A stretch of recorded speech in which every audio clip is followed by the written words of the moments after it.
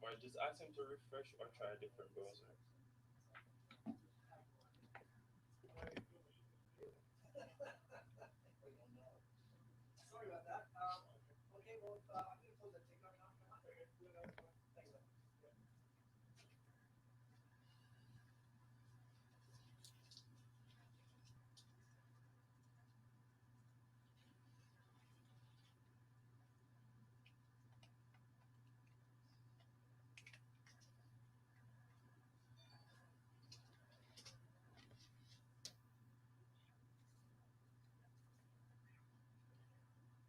Nisha, are we ready to begin?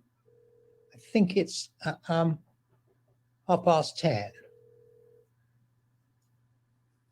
Yes, sir. We're just waiting to get the live stream up. Thank you. Okay, sorry. And Yeah, sorry. All right, sorry.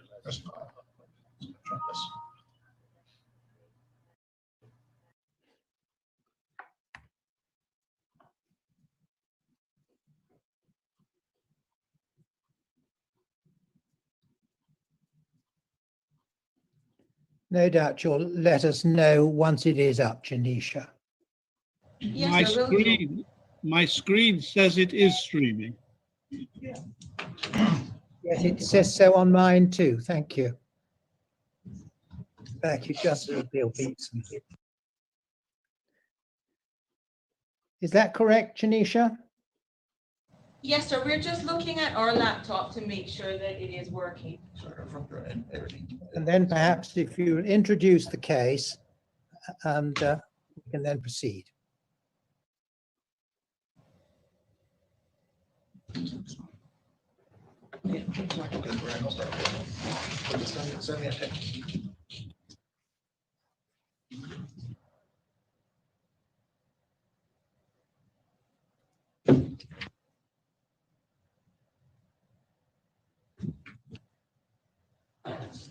All stand. Honorable Appeal Court now commences sitting. God save the Queen. Be seated. This is appeal number 6 of 2020, the Cabinet of the Cayman Islands and the Legislative Assembly of the Cayman Islands versus Shirley Rolston and the National Trust for the Cayman Islands as intervened.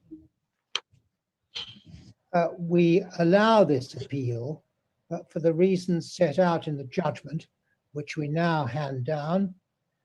There is also a press summary, which, however, as it makes plain on its face, is not part of the judgment itself. We shall now turn to hear submissions on consequential matters, namely costs and, if applicable, leave to appeal. Mr. McLean, would you like to start? Hello, yes. You have an application. I think it might be sensible to break this up a little, and you make your broad submissions, and Mr. Butler can deal with why he says that in this case, Croydon and Regina versus Croydon London Borough Council should apply, and you can then respond. Hello, Would that be a yes. sensible way of dealing with it? Yes, indeed. Below I appear again with my and Ms. Jessica Boyd. Again, we can't see, but I promise you. You're not very clear. It may just be me not hearing you very well, Mr. McLean. I don't know whether you're a little far away from your computer, from the microphone. It's just that it may just be me, but Is that better? Is that that better? is much better. Thank you. Yeah. I'm sorry. The court, I hope, has got a written submission from Ms. Boyd and from myself, which I'm sure the court is digesting. And I wasn't Yes, proposing we have, I should have, forgive me, I should have made it plain that we've got submissions both from you and Mr. Butler dated the 29th of June, and we have further submissions from Mr. Butler of today's date. Yes, and I received those a little while ago, and I digested Mr. Butler's reply submissions, albeit briefly. Well, I'm not going to repeat what I've said in my cost submission. What I was proposing to do was to deal briefly with my learned friend's document and the case of M and Croydon, but I'll deal with M and Croydon in response if I may. Can I just make my what you want to call broad submission by reference to my learned friend's first submission? And I want to take you to paragraph 10 Of my learned friend's submission of the 29th of June to identify the key error in my learned you're friend's. moving a little away from the microphone again, Mr. McLean. I'm Do sorry, forgive me. Just a, I'm inviting the court to take my learned friend's submission of the 29th of June at paragraph 10. thank you. And what he says is the respondent's loss on ground 4 does not extinguish her entitlement to costs in relation to grounds 1 to 3. The government cannot set off its costs against the respondent's entitlement to costs because, pursuant to the Chief Justice's order, the respondent has no liability for any of the government's costs in any event. Now that, my lords, is the wrong starting point. It's based on the false premise that the claimant, Ms. Roulston, has what my learned friend calls, quote, an entitlement to costs in relation to grounds 1 to 3. The correct starting point on costs, in this case, as indeed would be the case where we're sitting in England, is to ask who is the successful party. The answer is that my client is the successful party because my client has now overturned on appeal the only point on which my learned friend's client won at first instance. So that's the starting point. One then asks whether that party, the successful party, is entitled to its costs.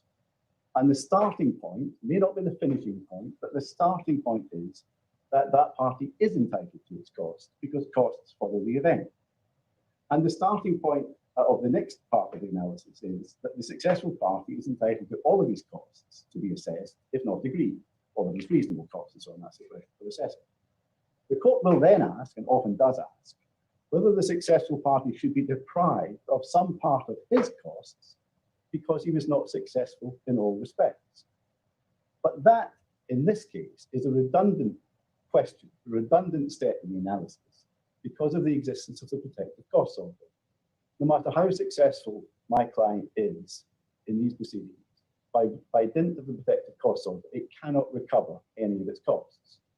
Were it not for the protective costs order, I would, of course, be making an application for my client's costs here and below. And the question would then be whether my client is entitled to all of those costs or not.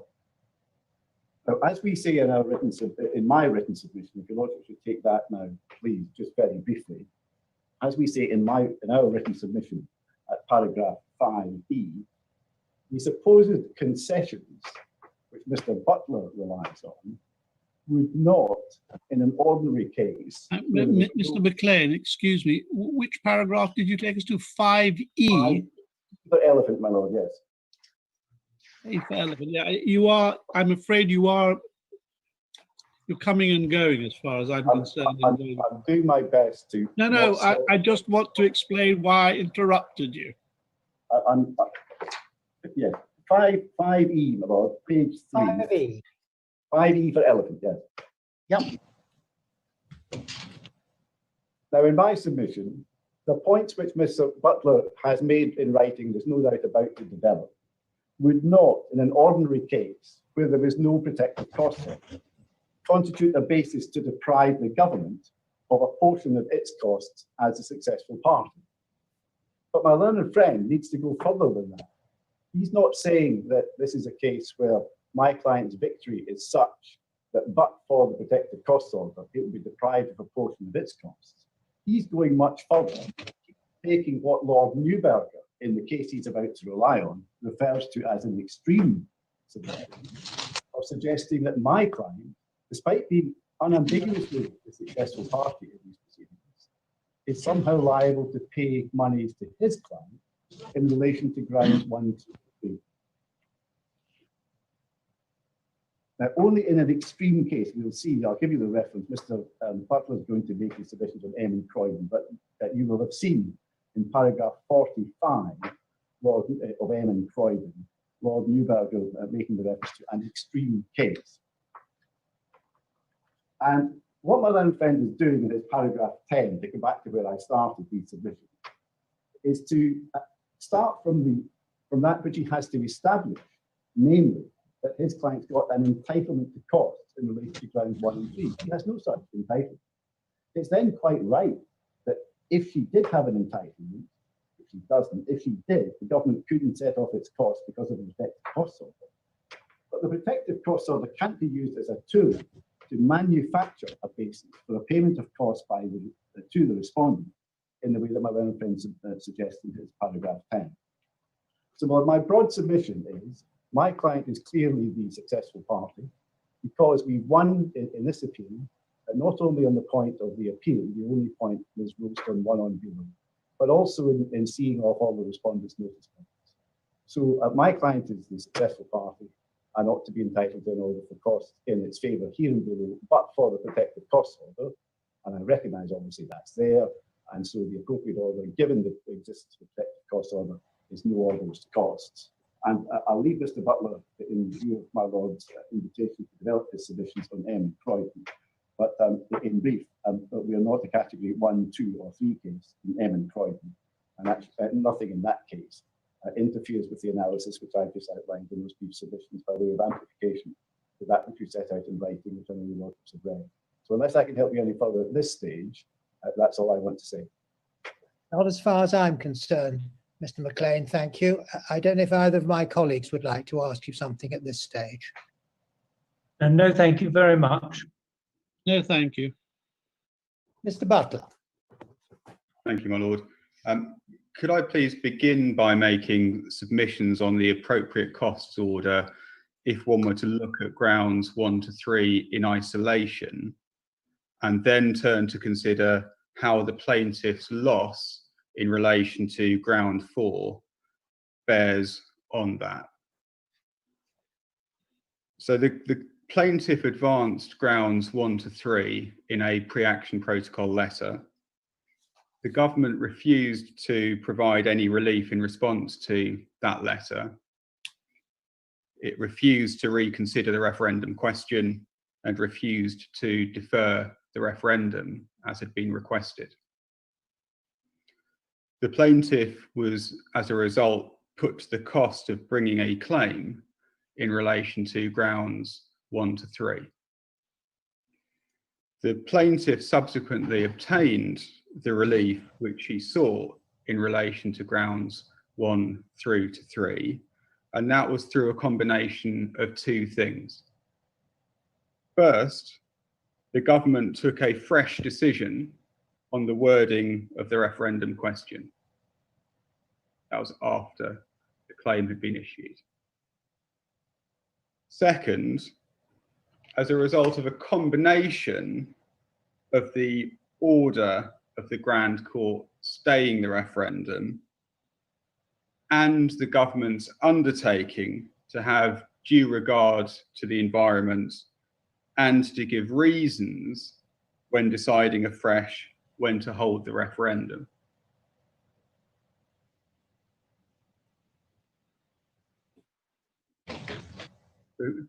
Those combination of things gave the plaintiff what she wanted in relation to grounds 1 to 3.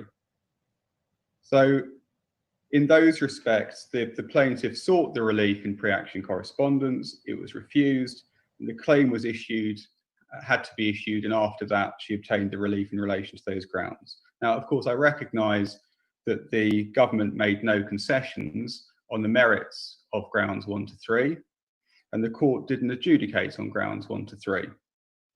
But the modern approach to costs, we say, in relation to claims which settle pre-trial, is to look at whether a litigant has obtained what was sought,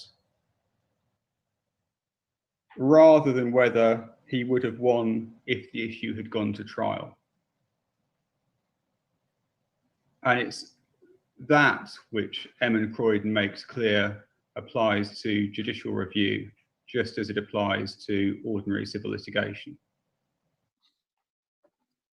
So if one looks at grounds 1 to 3 in isolation, then the plaintiff would be entitled to her costs of those grounds. Now, I appreciate that one's not looking at them in isolation.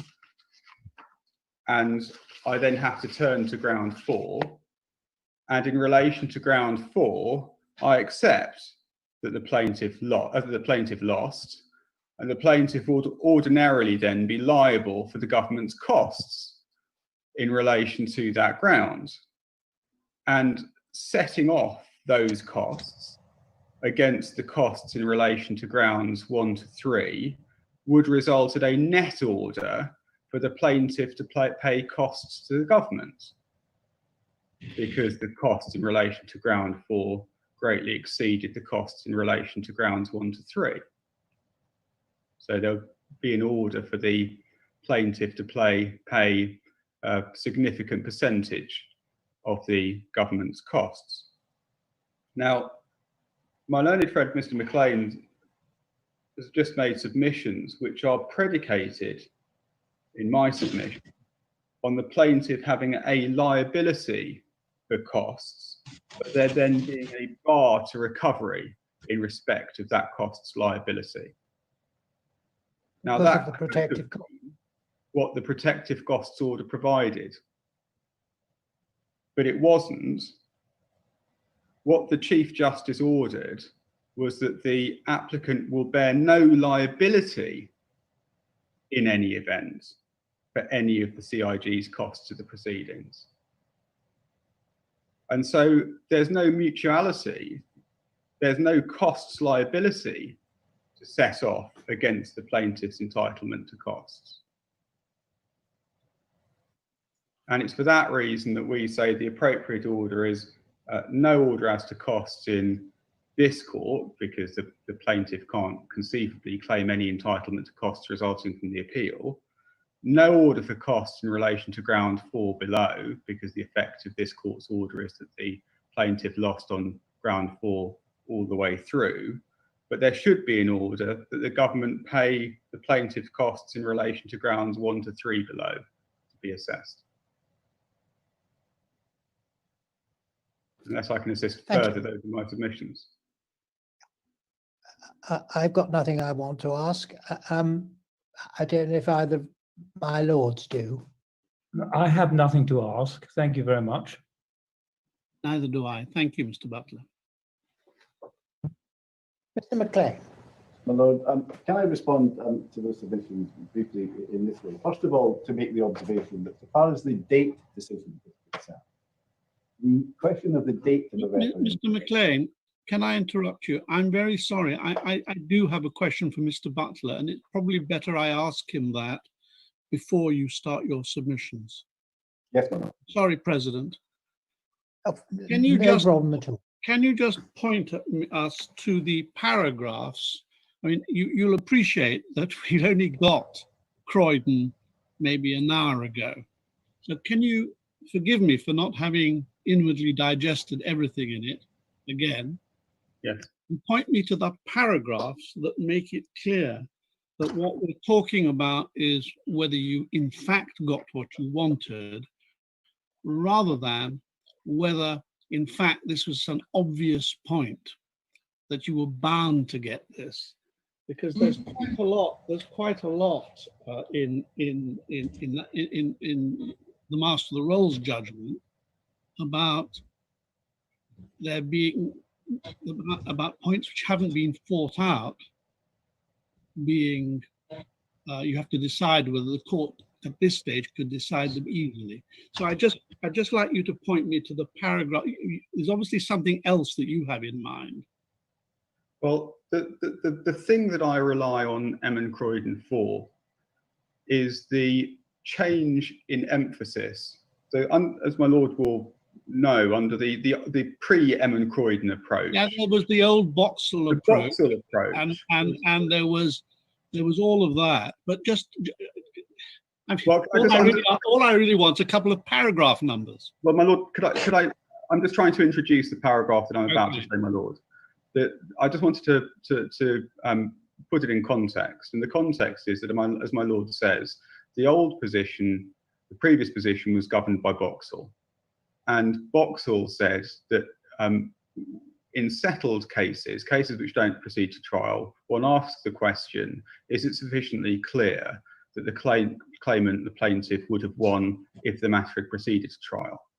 And that was different from the approach to ordinary civil litigation, which was to ask, did you get what you asked for?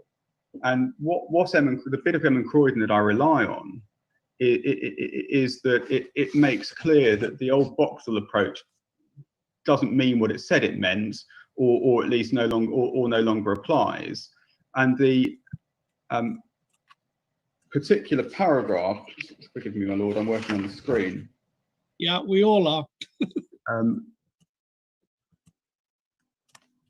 Is paragraph 58.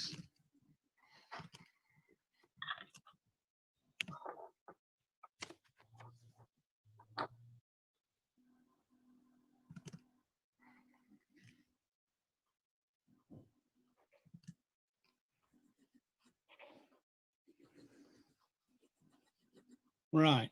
And then that's fleshed out in the following paragraphs. But the point is that what one doesn't now look at the question of would you have won if the matter gone to trial. One treats getting the relief sought as the mark of success. Where in paragraph 58 does it say that? That's a reference back, is it, to what the Master of the Rolls said earlier about the position in ordinary civil litigation? That's right. Okay, so I'm sorry to detain you, but so where is that? That's 47 onwards, is it? Yes.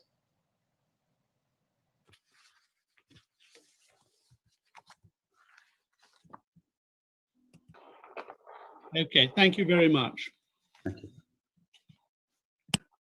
My lord, I was going to take you to the relevant paragraphs in M and Croydon. I'm having noticed that my learned friend, although he obviously relies on the case, hadn't opened it.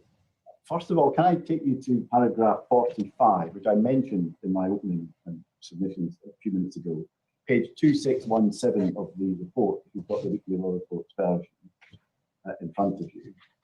And just to put this in context, the Master of the Rolls starts his analysis above paragraph 29 under the heading the relevant rules on costs. He then deals with the administrative court practice going back to cases including in particular Boxall, which he mentions at paragraph 31, which Justice of Appeal Beatson has referred to.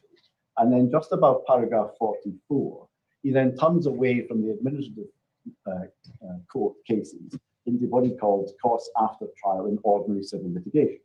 And I just wanted to show you, first of all, paragraph 45. This is basic principles. 45, the second principle is that has long been the case in English civil litigation and is especially stated in CPR Rule 44.3.2a, the general rule in all civil litigation, is that a successful party can look to the unsuccessful party for his costs. Now, what the Master of the Rolls is about to go on to do, my learned friend accepts, is to, in effect, to draw a line of equivalence between the position in ordinary civil litigation and the position in the admin court. The admin court is no longer to be some special cost jurisdiction all of its own. So these are the basic principles. And then he goes on to say that in the next sentence, of course, as CPR 44.3.2, 4, 5, and 6 demonstrate, there may be all sorts of reasons for departing from this principle, but it represents the prima facie position. For instance, the fact that the successful party lost on or abandoned an issue will often involve his being deprived of some or even all of his costs. And in an extreme case, he may even have to pay some of the unsuccessful party's costs. And that's what my learned friend's contending for here. Follow the party's conduct as a relevant matter, and so on. And then having set out those basic principles, the Master of the Rolls then turns above paragraph 47 to deal with costs after settlement before trial in ordinary civil litigation, and he deals with those. And then at paragraph 52, he then deals with the position where cases settled in the administrative court. The issue in M and Croydon was whether defendants who conceded claims should bear the costs in public litigation as they do in private litigation. See in particular the last sentence of paragraph 52, and see also, I'm sorry to jump around, see also paragraph 23, a little bit earlier in the judgment, where the Master of the Rolls identifies what the issue in the case was.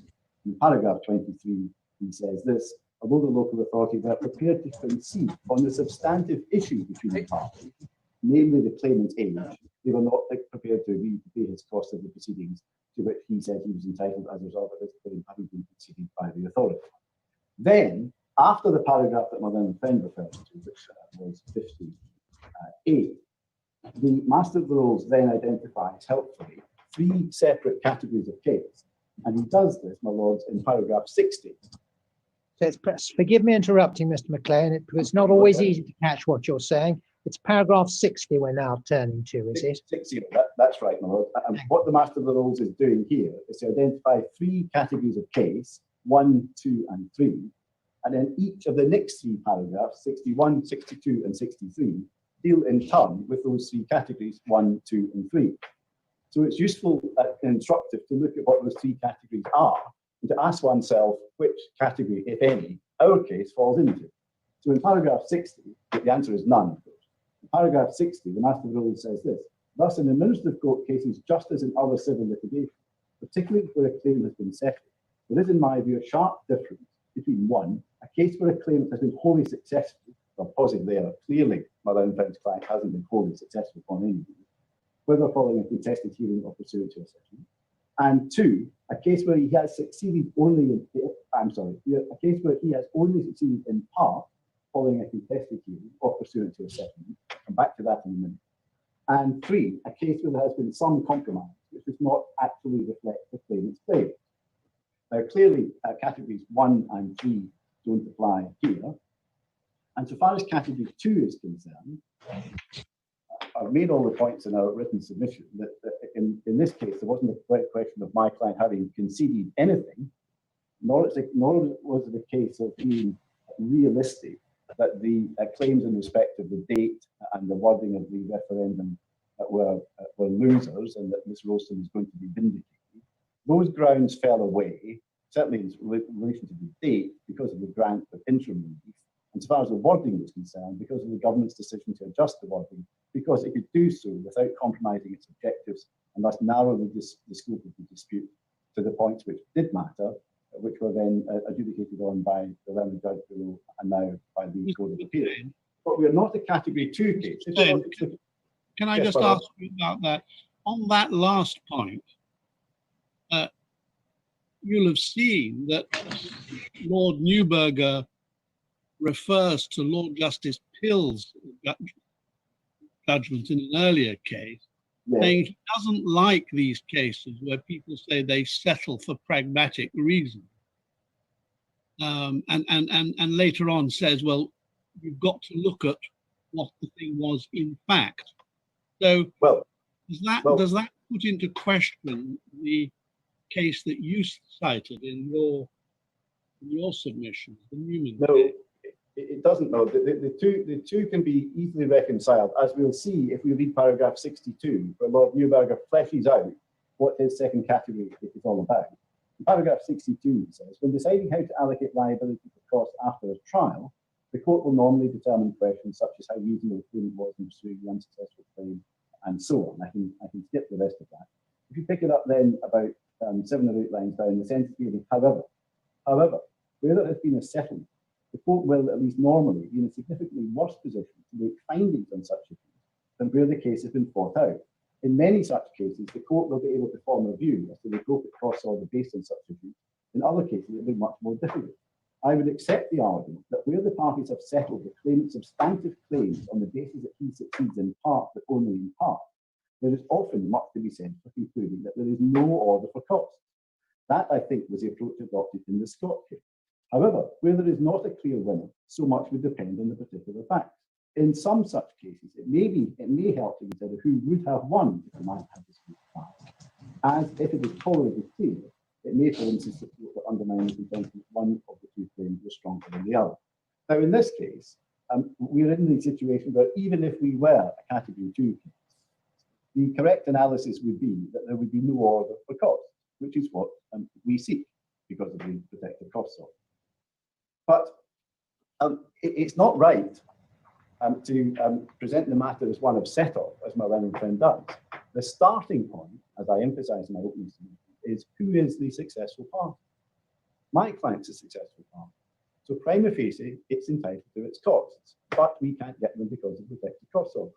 Now, if there is anything in any of my learned friend's points about grounds 1 and 3, it could only sensibly and proportionally sound in having the impact of reducing the percentage of costs which my client was entitled to, having been the successful party. But that issue is moot in this case because of the protective cost order. But what that presence of that protective cost order cannot do is somehow to propel Ms. Rolston into the position she wouldn't have been in if this was an ordinary case, as being somehow entitled to her costs of what my roundtable now presents as grounds 1, 2, and 3. And in any event, I've already made the point that so far as the date question is concerned, that became moot once the interim relief was obtained from the judge below. Obviously, the date point had disappeared. So in any view, there would be no entitlement either for a reduction in my client's recovery of costs, still less in order for my client to pay Ms. Rolston any costs. And so this is a straightforward case of a single point which is one on the first instance, following a sensible thinning out of the issues by my client, which ought not to be penalised in costs for the reasons Mr. Justice Simon Brown gave in the case that I've cited. And my client would be entitled to more of those costs here in below, all of a very large part, were it not for the protective costs order. But given the protective costs, the only fair and appropriate order is no order for costs here in below. Unless I can assist the court with following costs, that's all I think I can say.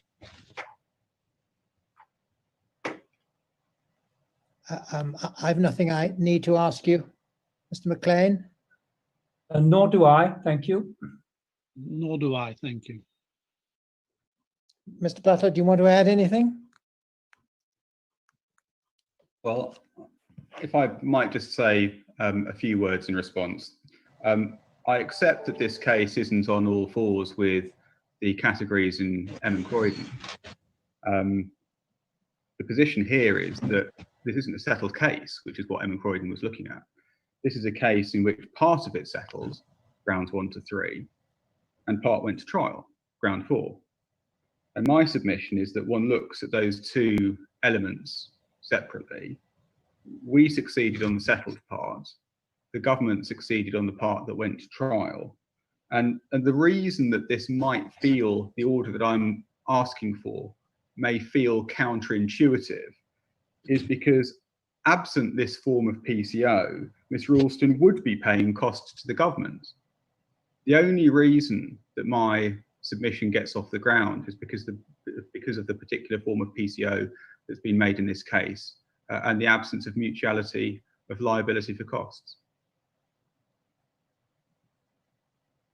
Thank you.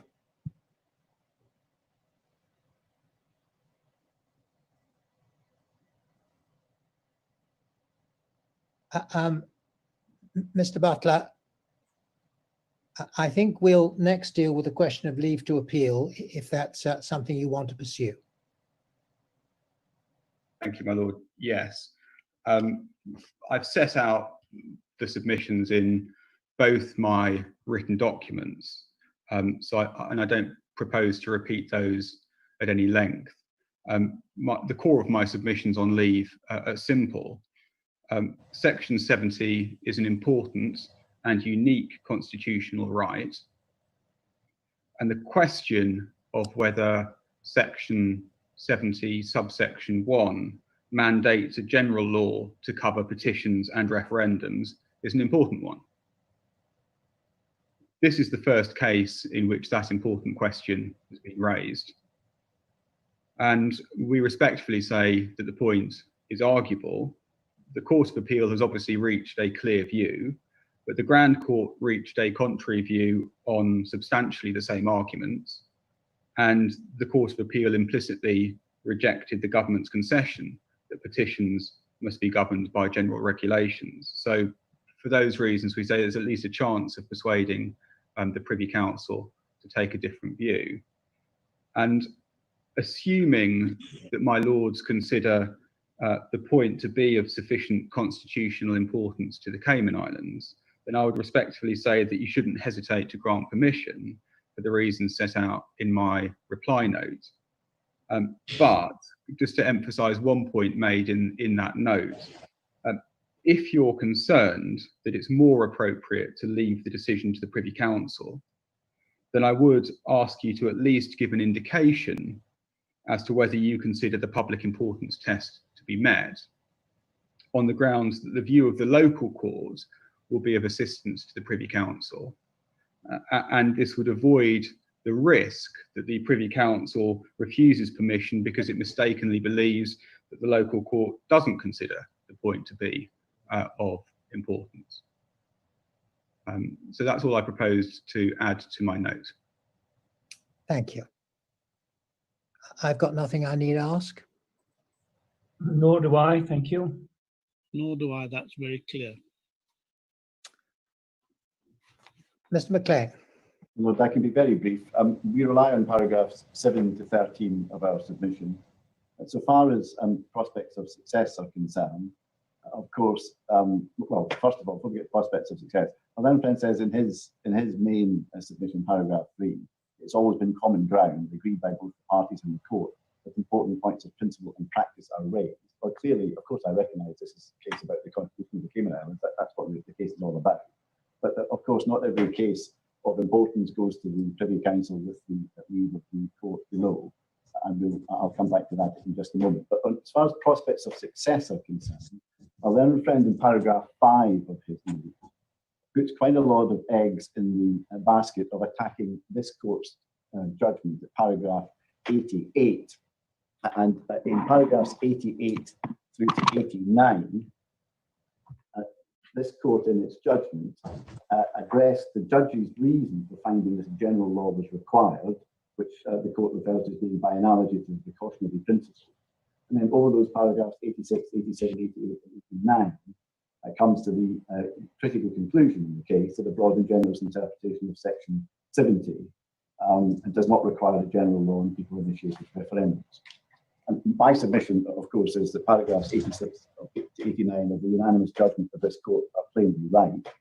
But it should be, my learned friend obviously takes a different view, but it should, in my respectful submission, be for my learned friend to persuade the Privy Council that he has a reasonable prospect of persuading that committee to the contrary. And that's the first point. And the second point is the timing point, the Bottas and Tep point, the key extracts of which are set out in my submission to paragraphs 9 to 11. And my learned friend has no good answer to the Bottas timing point. Indeed, in a different part of his submission, he relies on the Premier's announcement of the effective death of the development proposal in support of his argument for the stay. You may have seen the article which we attached, I hope, to our submission to Premier saying he thought it was dead. Not only that, but the government has made it clear, as the judgment records, that it intends to enact a general law. So any appeal would be likely to be academic for one or other or both of these reasons. So for those two separate... Forgive me interrupting, Mr. McLean, forgive me interrupting. You are saying to us, are you, that it is your instructions that, in a phrase, the scheme is dead in the water? Well, of course, Maud, I haven't been able to take instructions from my client specifically on the judgment because of the regime that was imposed by the court. All I'm doing is showing the court, as indeed my perfectly simple, Mr. McLean. Are you saying you've options as to what the position would be were you to succeed? Well, but my instructions are consistent with the Premier's announcement, which, as reported in the press, he said that the project was, and I quote, effectively dead. He went on to explain why the appeal... Well, there may be many things in the press, Mr. McLean. We've read what's said in the press. I'm asking you, as counsel, on behalf of the Cabinet and the Legislative Assembly, what exactly the position is. Well, seems to me a perfectly simple question. Well, I'm sorry, but I can't give you, Lordship, a simple answer to what I accept as a perfectly simple question as to what my instructions are in the light of the judgment, because the judgment was only released to my client 15 minutes before we started this hearing, and I'm in London and my clients are in Cayman Islands. So I'm sorry, Lord, I'm not being difficult, but I can't tell you what my instructions are in the light of the court's judgment, because I simply don't have it. All that I'm doing is making submission to the effect that even if even if this was a case with reasonable prospects of success, which it isn't, it's not a case which this court could be sending to the Privy Council. And the point which your Lordship raises with me, to the extent that there may be some doubt about it, it is, in my submission, another reason why this court should be slow to grant permission. If my learned friend is able to persuade the Privy Council to give permission, then that's a different matter. But there are two separate reasons why it's likely to be an academic appeal. One is that for reasons which are obvious to all of us, the attractiveness of developments for cruise ships are not perhaps what they were at this time last year, for reasons nothing to do with the Cayman Islands specifically, as it must be obvious to everybody. But secondly, the government has made clear and did make clear before the first instance hearing and on appeal that it does intend to enact a general law. So for both of those reasons, which are separate and cumulative reasons, I invite your Lordships to follow the practice of the Jersey Court of Appeal, to follow the same caution which this court exhibited in Paladine case, which I've mentioned in my submission. Paladine, Mr. McLean, Paladine was a case in which the grounds for appeal were that this was a problem all over the Commonwealth, all over the British overseas territories. Yes, I appreciate Paladine is factually in a different context, which is why I don't put much emphasis on Paladine.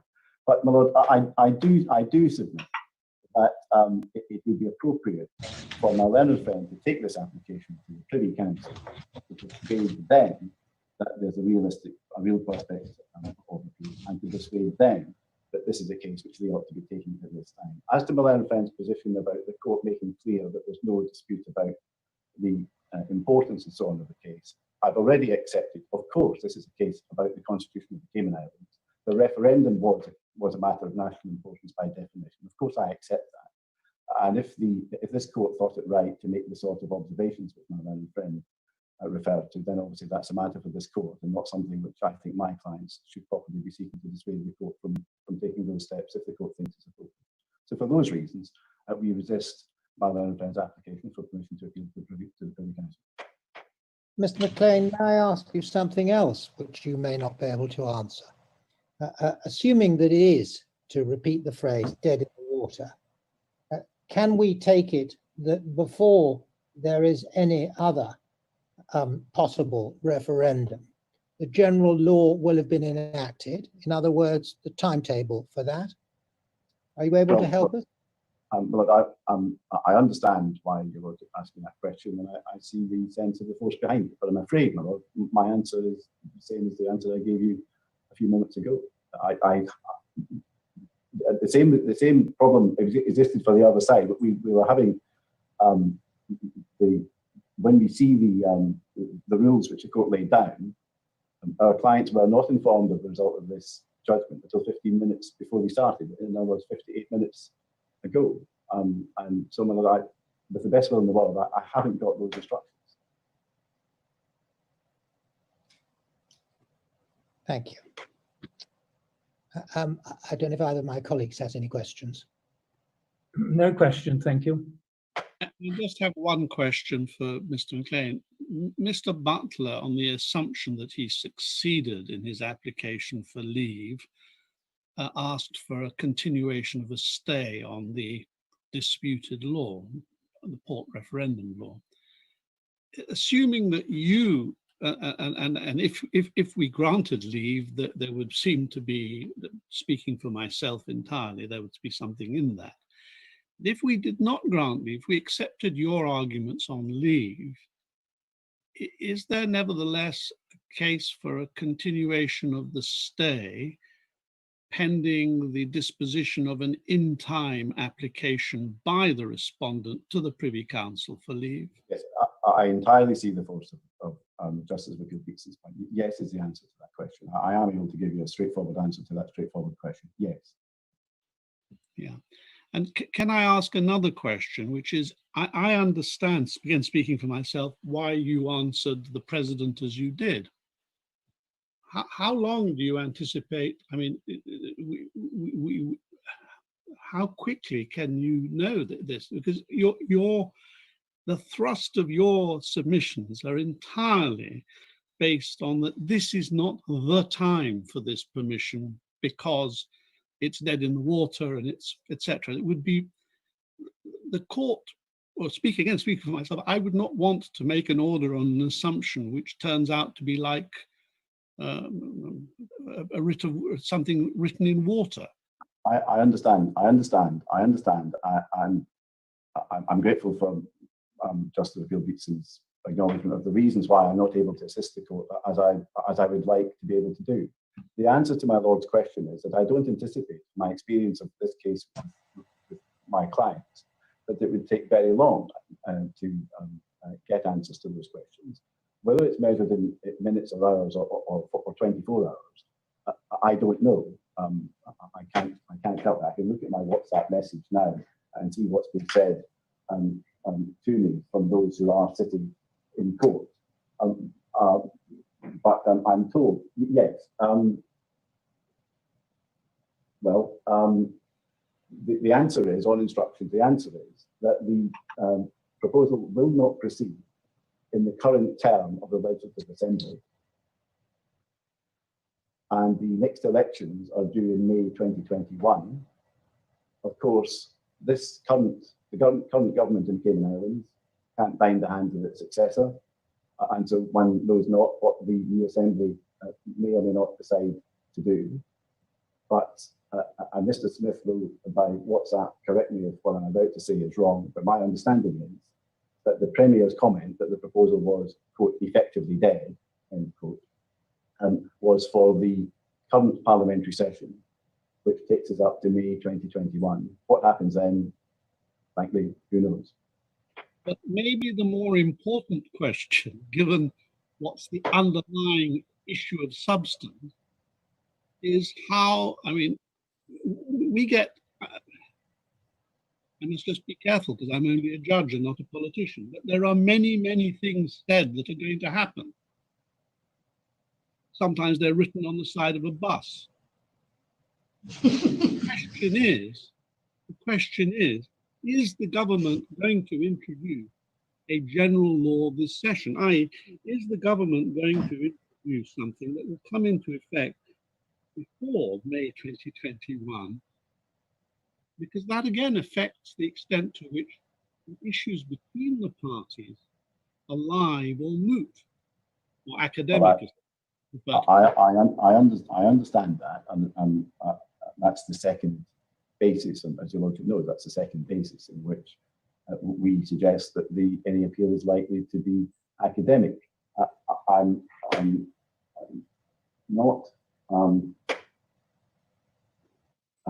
not in a position, as I sit here, to give your Lordship a simple answer to that. Still left to give an undertaking that legislation will be introduced into the Legislative Assembly by X date or Y date. But as I understand the position, it remains the present Cayman Islands government's settled intention to bring forward the legislation that they have indicated, which your Lordship has referred to in your judgment. I can't at the moment go any further with that. I'm sorry. I was just putting it expressly because the WhatsApp enabled you to give an answer to the president, part of the president's question, and I wondered whether putting it to you in stark terms might provoke your phone to produce another answer. But I understand. Well, that I can't say any more at this stage. I imagine that the government has quite a lot on its plate at this particular time, in any event.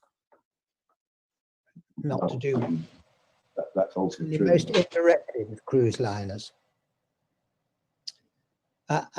We will adjourn and consider the matter. The time is now 20 past 11, I think, Cayman time, isn't it? We will resume at 10 minutes to 12 Cayman time.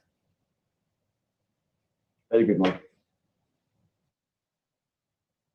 All stand. Thank you very much. Sir, brief adjournment. God save the Queen.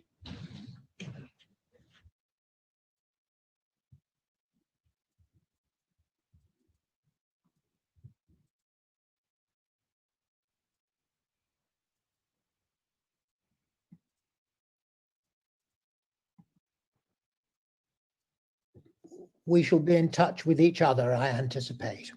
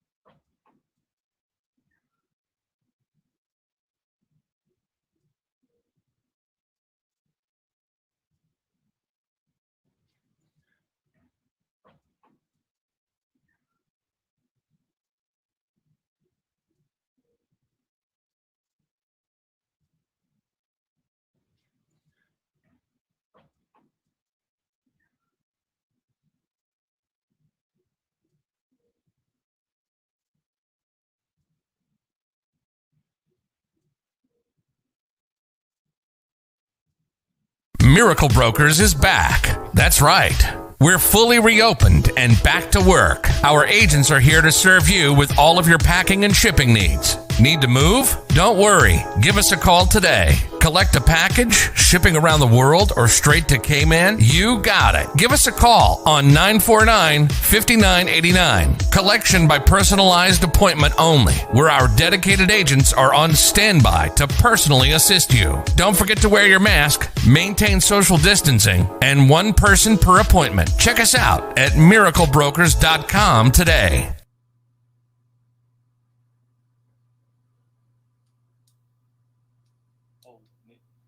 Make it smaller, put AM. Okay. Yeah.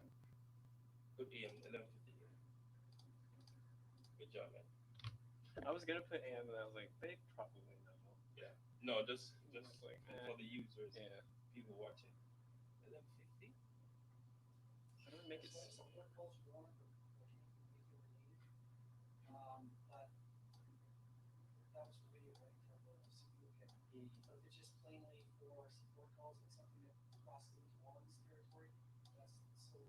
Yeah, yeah.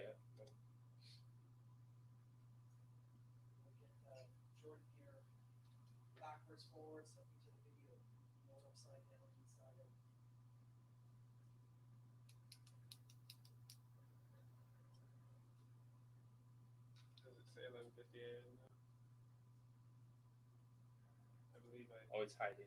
Yeah, no, it's very. Oh, you just updated. Oh, totally forgot. Yeah, I had stuff. Start the streaming and then yeah. That's fine, man. Well, I hope whoever saw it thought it was funny. 52 viewers. Somebody must have seen.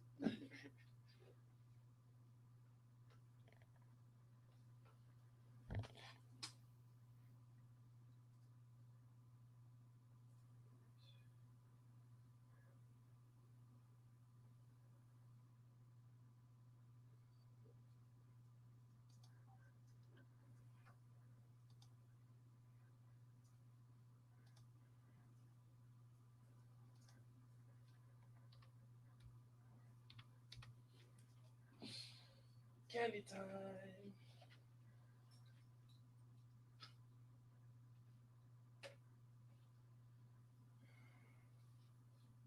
I do want to drink. That's no problem. Oreo, Jordan's favorite.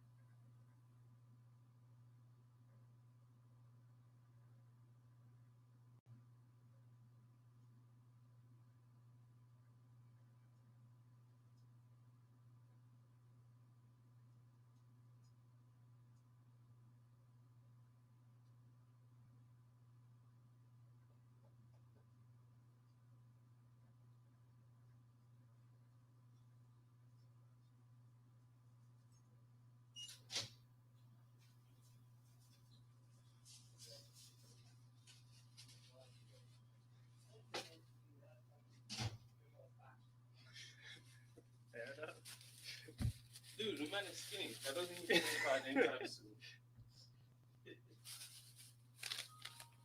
For one of those people who can't eat a lot.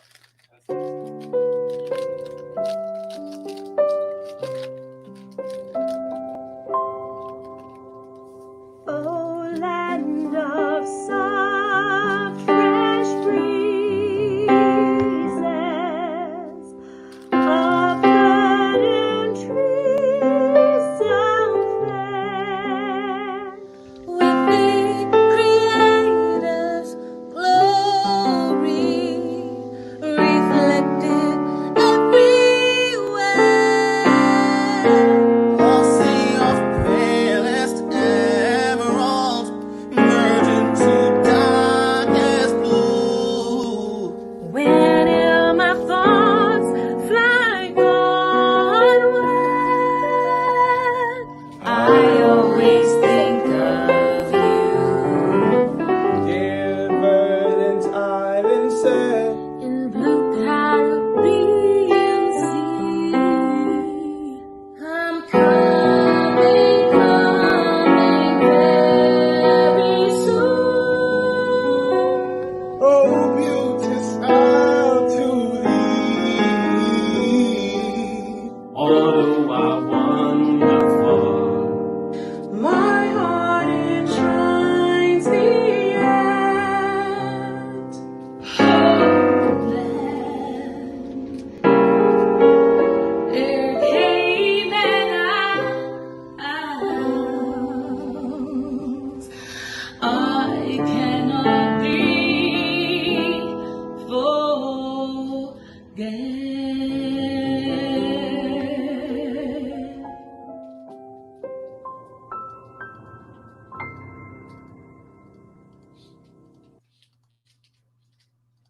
You said leave Grand for it, yeah? You said leave Grand for it, yeah?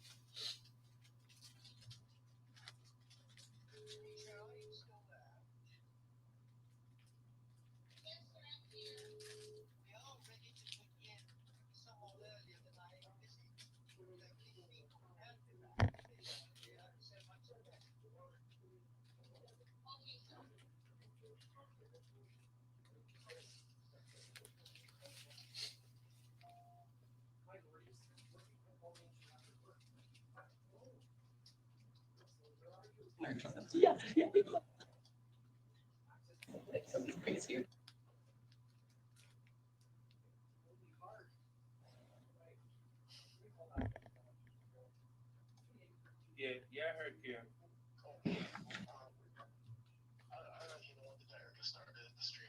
Okay, no problem. All right, no problem.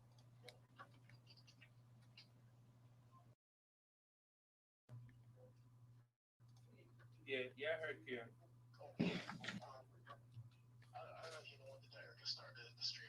Okay, no problem. All right, no problem.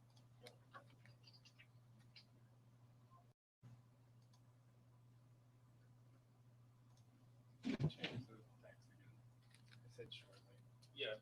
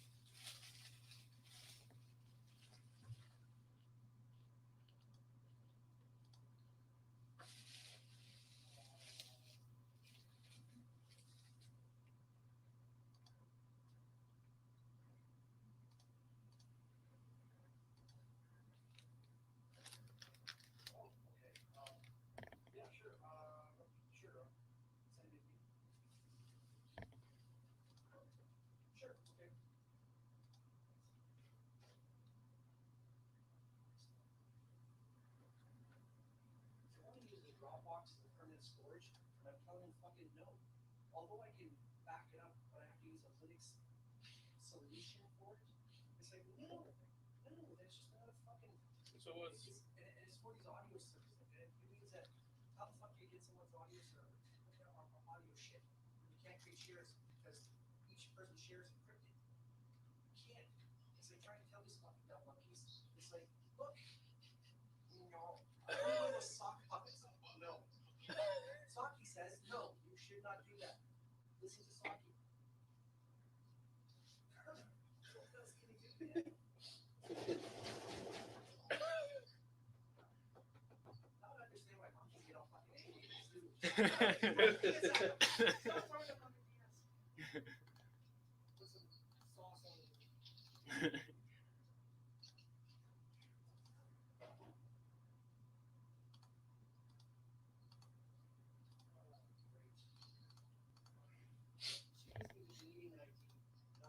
She's supposed to send me the link, and all she does is say, meeting ID is this on my WhatsApp.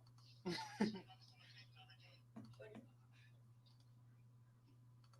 what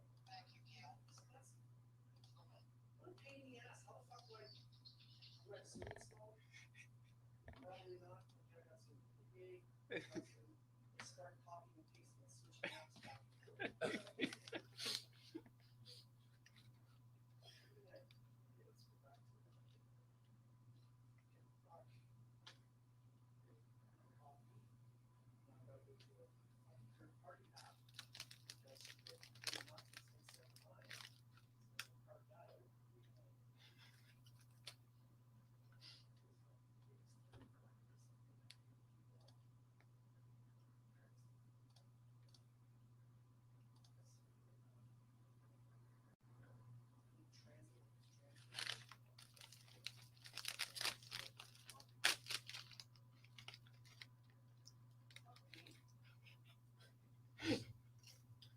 Just do. That's an Android. Just do open two screens, two applications at the same time. I'm trying to paste it, copy this because it's a different app. It's not allowed. So I have to take it outside the box while they're waiting for me. You can't. You should know. Not my fault.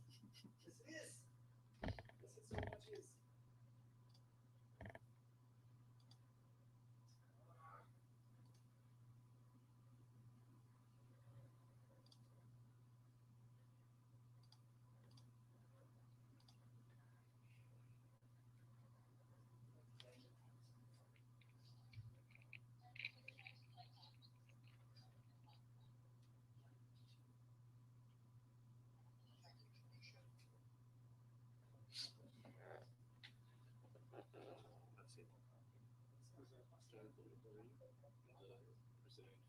Oh. Yes, I can answer very easy. I start my applications half full.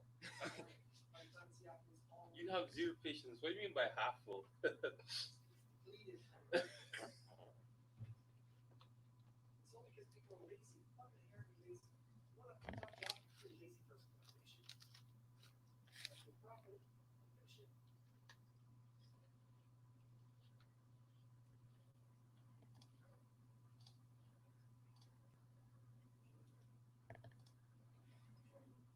Try that. Valid meeting ID. Try again. 99.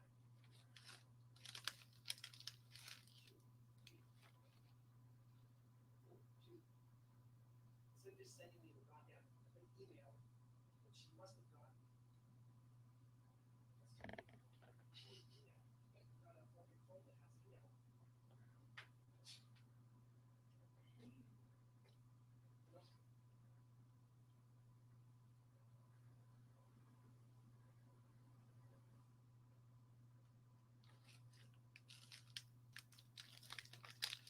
That's how you spell this. McLean. MECLEAN. McLean. Weird. First time seeing that spell.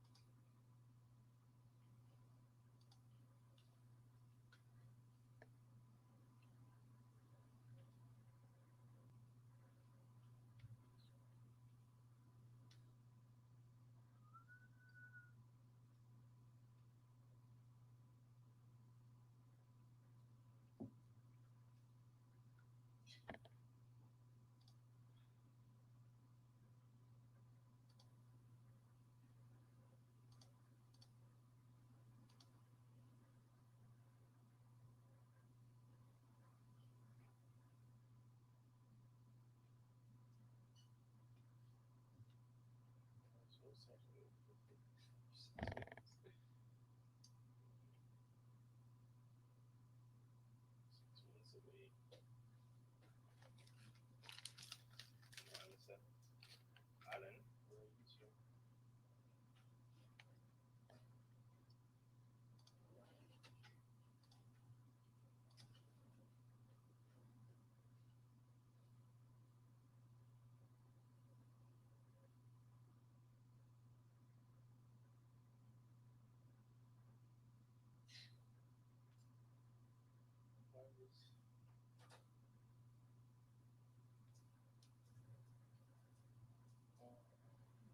Why's coming from sharing your screen? What?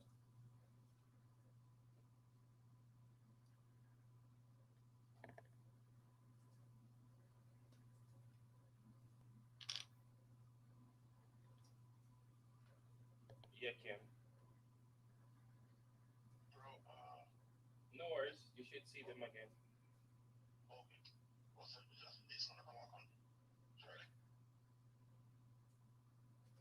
What's that? You selected camera 2 a while ago?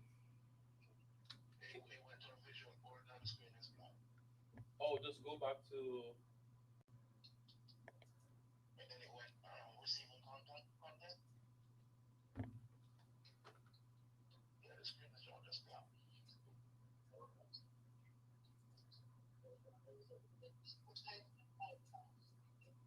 Oh, well, is it the screen is still black?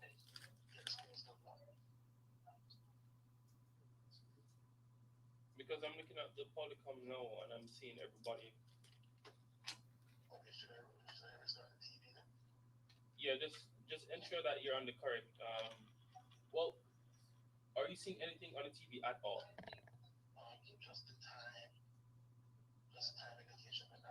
Okay, press the menu button, the 3. Have they started yet? Are they starting?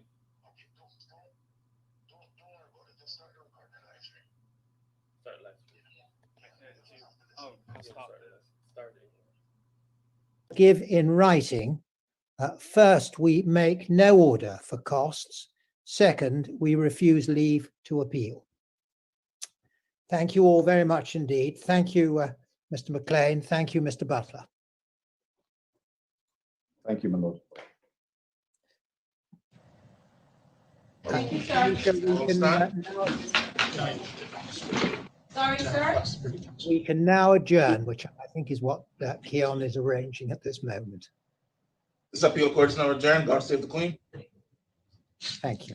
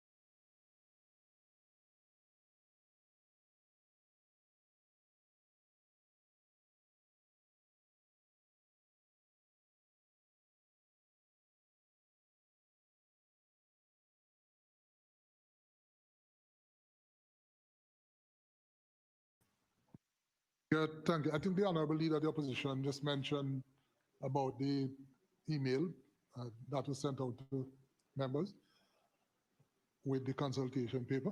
Is that the case?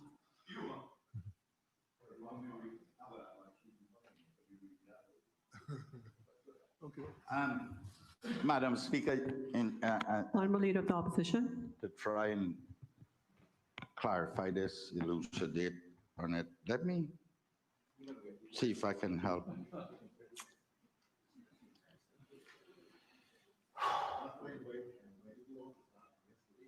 Just this week, last week sometime when I remembered, when I saw the question for the second time from the member from Bodden Town, I remembered I'd received some email some time ago from one Mr. Griffith, I think, Griffith. And it was a thread of emails. Let me read his first, which was on the 31st of March. Dear honorable members, and it was sent to myself, Mr. Shakur, Mr. Bryan, Mr. Eden, Mr. Sanders, and Mr. Miller, and copied to Karen Stevenson, Catherine Wilkes, Panchico, lower this, Panchico. Dear honorable members, I hope this communication find you and your family well during this challenging period.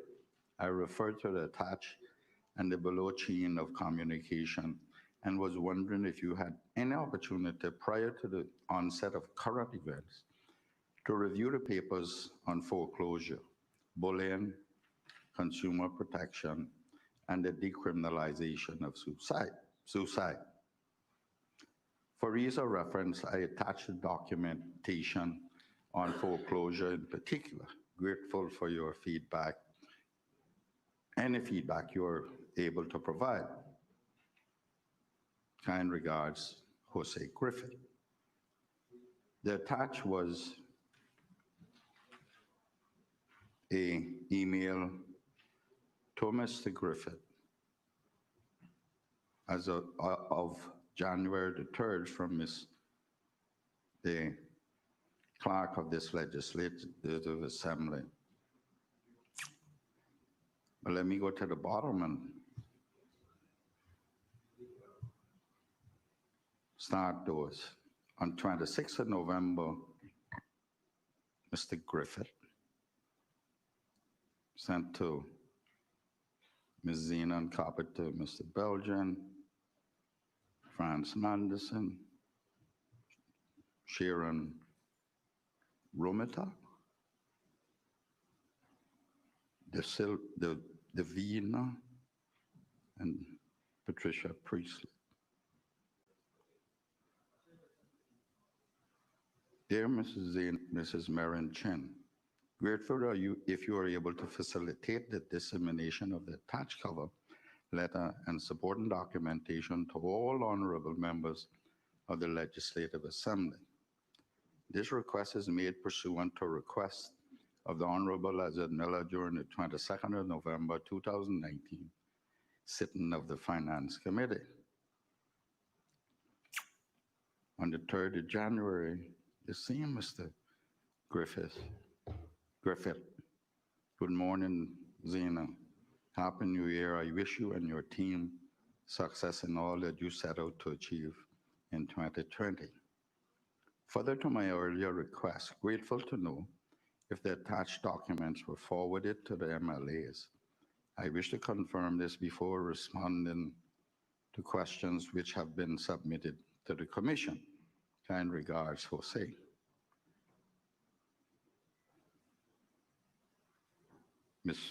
Mrs. Chen responded the same day, saying, Jose, no, it doesn't appear that the information was sent to the members. This is the 3rd of January. I'll have it sent out today. Clerk of the Legislative Assembly. Then, on the 31st of March, Mr. Griffith contacted us directly. That is what I was apologizing for earlier.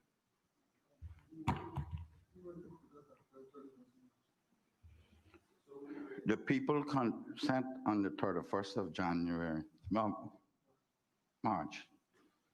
It was sent to me, myself, Alva Saku, Kenneth Bryan, Tony Eden, Chris Saunders, Ezra Miller. That's when the attachments were forwarded. That was in the middle of the crisis, and that's what I apologize to whomever this gentleman is, Griffith.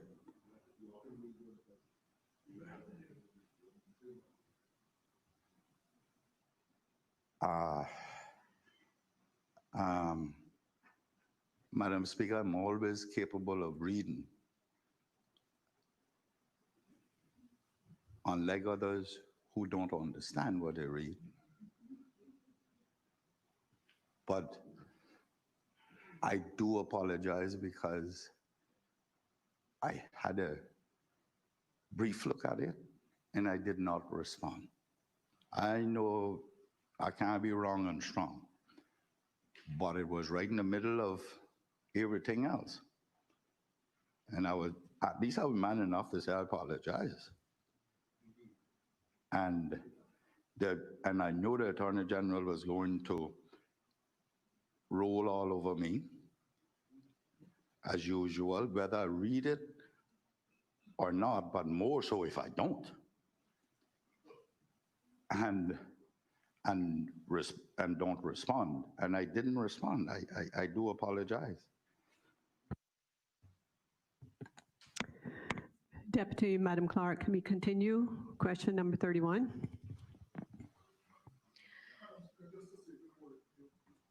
I would, Honorable Attorney I would General. instruct the Law Reform Commission to resend the document just directly. Well, this was sent directly to members. And it,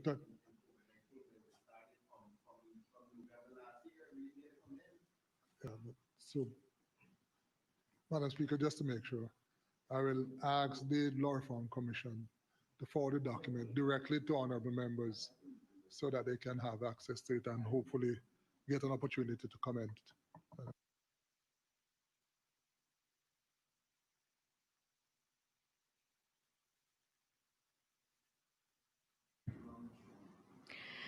The elected member for Boddentown West to ask the Honorable Deputy Governor, ex officio member responsible for the portfolio of the Civil Service, question number 31. Member for Boddentown West. Thank you, Madam Speaker. I rise to ask question number 31, standing in my name. Can the Honorable Deputy Governor say what was approved training and development budget for the financial years 2017, 2018, and 2019 by department, and how much was actually spent each year by department? Thank you very much. Honorable Deputy Governor. Thank you, Madam Speaker. Madam Speaker, I'm happy to report that the Civil Service takes seriously the need to invest in lifelong learning opportunities for our teams. In providing these learning and development opportunities, we strive to ensure that our teams have the requisite skills and knowledge to tackle the increasing complex problems confronting our beloved Cayman Islands. The priority on continuing education is enshrined in our guiding principles and our daily practices. In 2018, when we launched our 5-year strategic plan to build a world-class civil service, we adopted talent development as one of the priority goals. In this area, we agreed that a successful outcome meant having the right people with the right skills in the right jobs at the right time. We have seen strong results where we are increasingly able to fill top positions across the organization through internal promotions, and we aim to continue to improve in this area. In fact, Madam Speaker, the remaining four strategic goals, customer experience, leadership, communication, and governance, all have specific learning objectives which form part of the plan activities for that goal.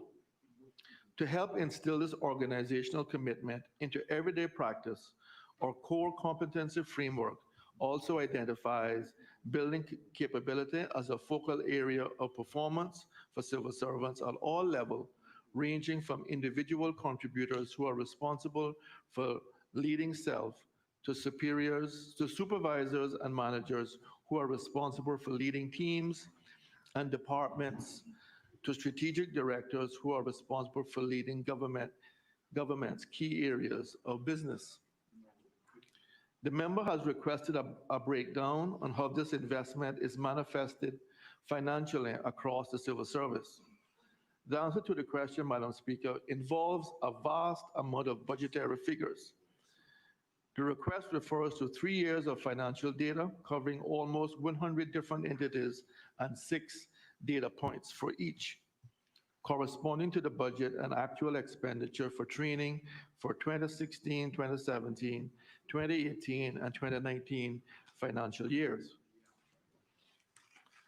Another difficulty, Madam Speaker, is the fact that training is delivered in so many diverse ways, and that the expenditures may be wrapped up in other frontline expenditures, not all of which are coded to training.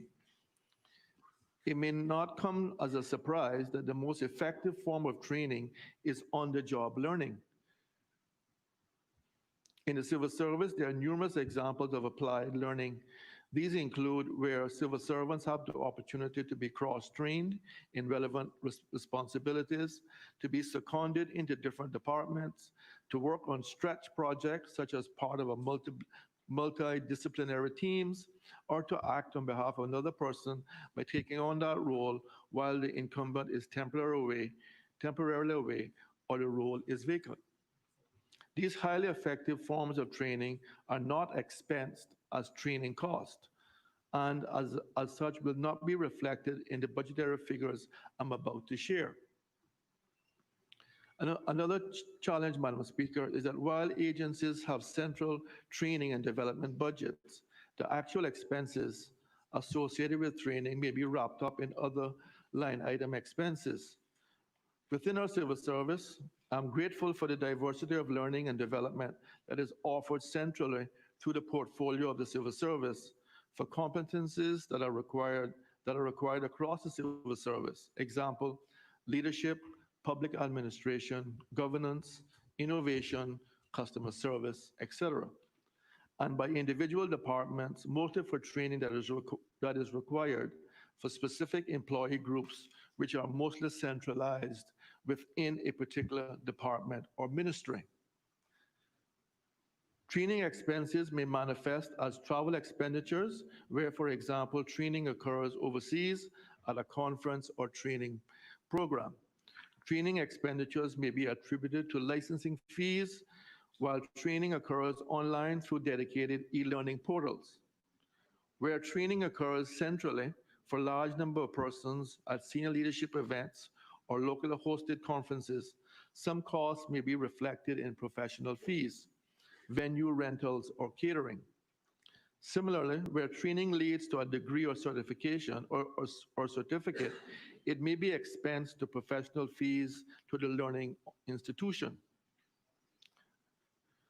To provide a fulsome answer to the thoughtful question, I implore the assistance of chief financial officers across the civil service to look beyond the headers and to drill down to all places that training-related expenses get booked.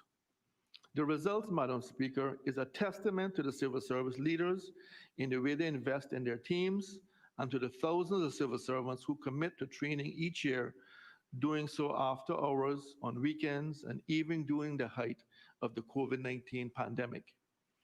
Many men and women, including those in uniform, sat exams in person just prior to the shelter-at-home order taking effect, and even afterwards, they balanced home and work commitments while continuing with their education online. Madam Speaker, in the past 3 financial years, for 16, 17, 2018, and 2019, the civil service spent a combined total of $8.3 million on training, set against a combined budget of $10.9 million. Over the 3-year period, no ministry spent less than $100,000 on training and development, and 3 ministries' portfolios spent spend was in excess of 1 million. During this period, including the portfolio of the civil service, they spent 1.5 million against a budget of 1.5 million. The Ministry of Commerce, Planning and Infrastructure spent 1.3 million against a budget of 1.5 million, and the Ministry of Employment and Border Control spent 1.1 million against a budget of 2.1 million. A total of 20 departments spent more than 100,000 on the 3-year period, including the anti-money laundering unit. They spent 147,000.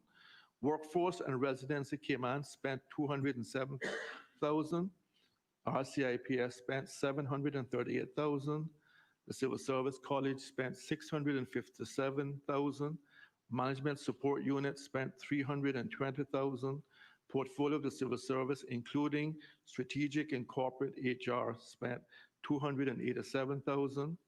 Information Rights spent 148,000. Office of the Director of Public Prosecution spent 120,000. Judicial spent 298,000. Department of Tourism spent 289,000.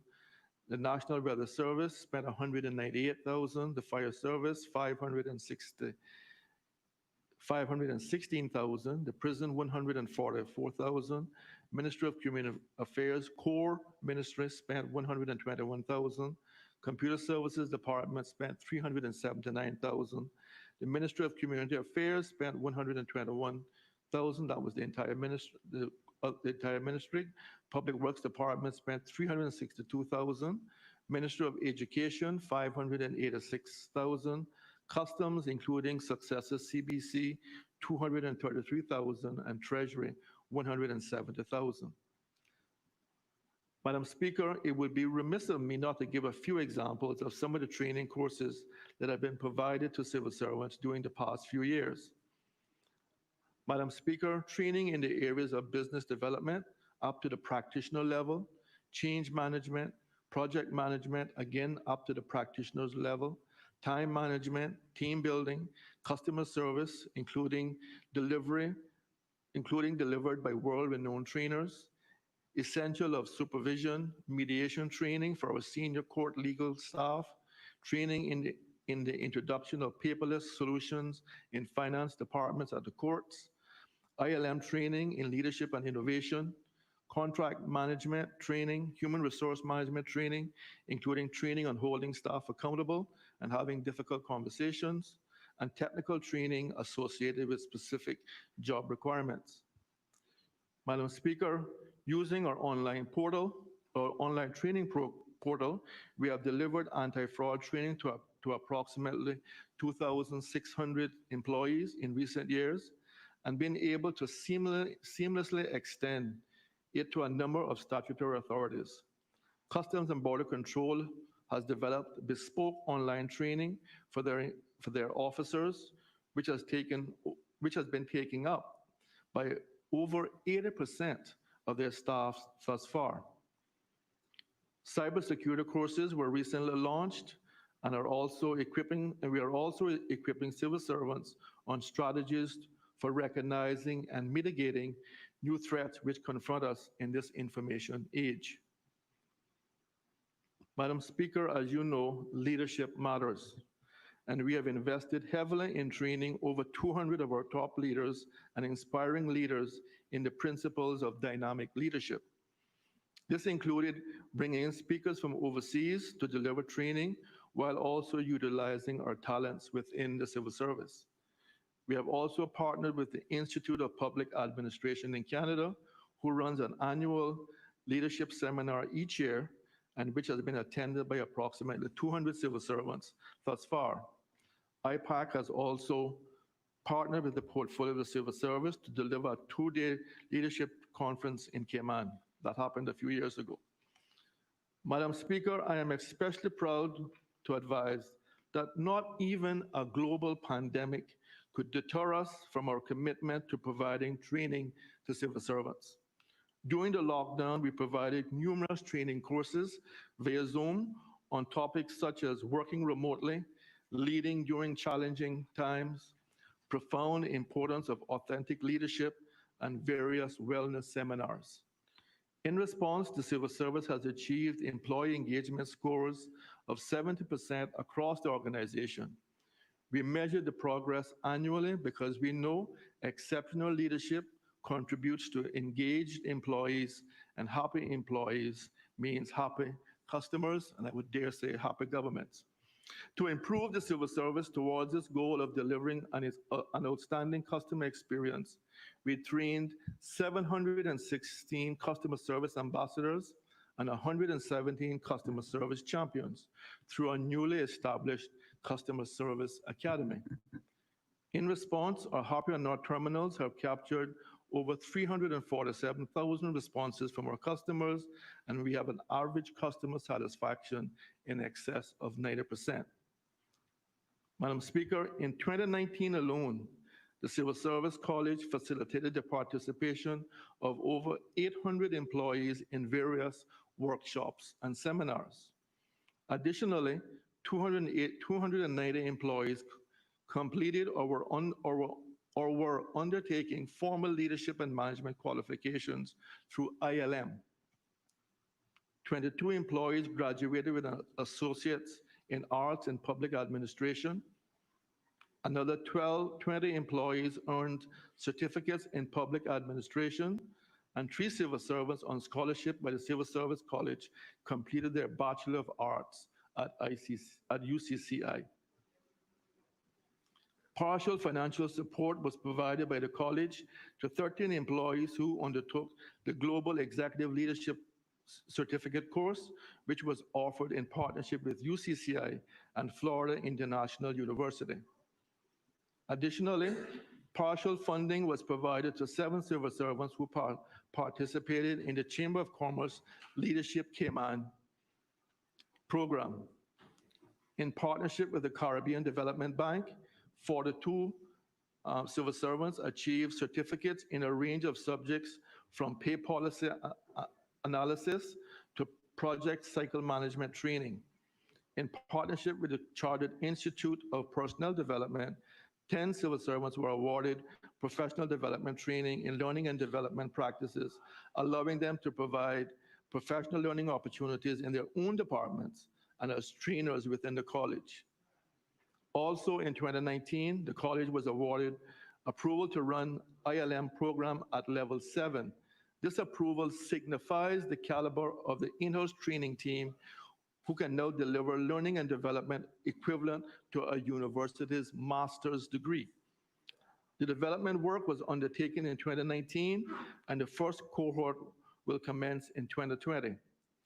POCS staff delivered training to 225 employees in human rights and governance, and to scores of recruits during the mandatory one-day civil service orientation program, which includes participation from His Excellency the Governor, the Deputy Governor, and key thought leaders across the civil service.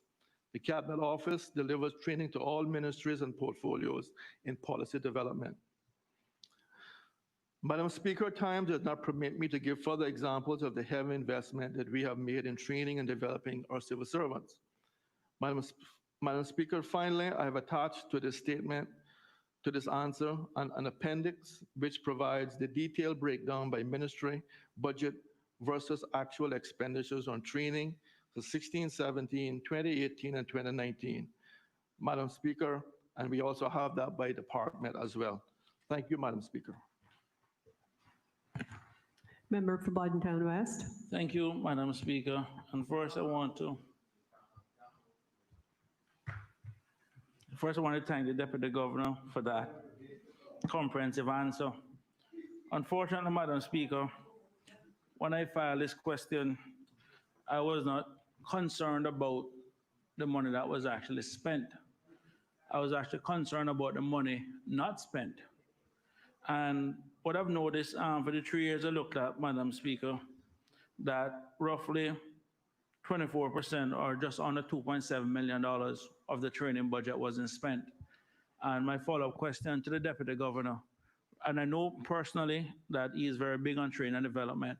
My question to him is then, the heads of department or the managers that don't use a training budget, what happens to them or they evaluated.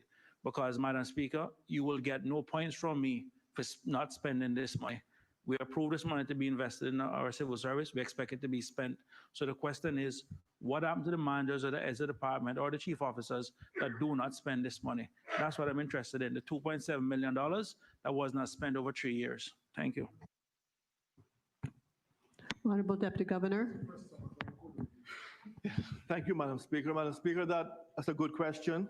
And I know I sort of suspected that was the member was looking at, which is, I think, is a very fair question to ask. Why haven't we spent our entire money that was allocated for the professional development of our teams? So if you look at the figures, Madam Speaker, I think the member will agree that, we have gotten much better at spending our budget over the last couple of years. Early in 16-17, things were not going as well as they should. And I think, Madam Speaker, that was centered around the fact that we did not have a coordinated plan across the service that focused on training. And Madam Speaker, our strategic plan, which we launched in 2018, has really highlighted the actual need for training. It requires, it mandates training, but what it does is that it puts a focus where the portfolio of the civil service has now the authority to make sure that these budgets are being spent and that training is a top priority. To go to exactly what the member said in terms of what happens to these HODs. So obviously, like I said, Madam Speaker, and I'm just being very open and honest here. If we look back at 16-17, the figures speak for themselves. We didn't do as well as we should. That has now changed. Leadership has now changed. Leadership in terms of understanding the need for leaders, for our heads of departments, for our deputies to invest in their teams, to show them that we care. If we care about their professional development, then we will go to their way to make sure that they get the training.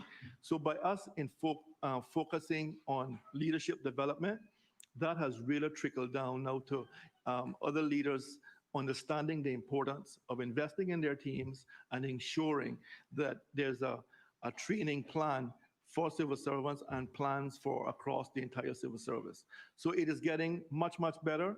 Are we to where we are, where I think we would all like us to be? No, we're not there yet, but Madam Speaker, we have made tremendous progress over the last few years. Member for Borden West. Thank you, Madam Speaker, and I want to thank the Honorable Deputy Governor for at least being open and frank. And just to put things in context, this question came out as a result of Public Accounts Committee when we're looking at government use of consultants. And when we see the amount of knowledge that we're losing by hiring consultant versus the technical expertise or the technocrats that we should be developing within the civil service, because when they leave with that knowledge, they basically leave with it, and we want to retain as much as it as possible. So the question, in all of that, Madam Speaker, is can the Deputy Governor give us pretty much an update in terms of the Civil Service College, and where does he see training going in the next, I would say, 3 years? I mean, because this year is a little bit, but in the next 3 years in terms of what is his vision for training overall within the civil service, and from his own personal take, what percentage reduction does he expect to see in the government use of external consultants? Granted, we always need some external expertise, but overall, we need to spend as much as we can in developing the civil service, because ultimately that's the group that actually supports the government in terms of what it is that they do. Thank you. Honorable Deputy Governor. Yes, Madam Speaker. Again, I thank the member for the question. I think what I would say to that, Madam Speaker, is that in the answer that I gave, I talked a lot about some of the courses that we're doing around business case development, where we are now training our staff to practitioner level and also for change management. So the member would be aware that we brought in a lot of our consultants to help us develop business cases and other types of work around using consultants. So where we want to get to is that we reduce the need for consultants around business cases. Business cases are absolutely essential for the huge projects, the airport, the landfill, the port. We will definitely need consultants to come and help us with those huge projects. But other smaller projects, we believe now that we are equipped already within the civil service to be able to develop those business cases. But more importantly, Madam Speaker, is that when we do go outside for help, our civil servants now are in a much better position to challenge the consultants on what they are giving us, because we are now trained to that high level. So now we can push back and say, listen, what you're giving us is not up to standard, it is not up to par, or we are challenging the assumptions that you're making. We don't believe that you have assessed risk properly.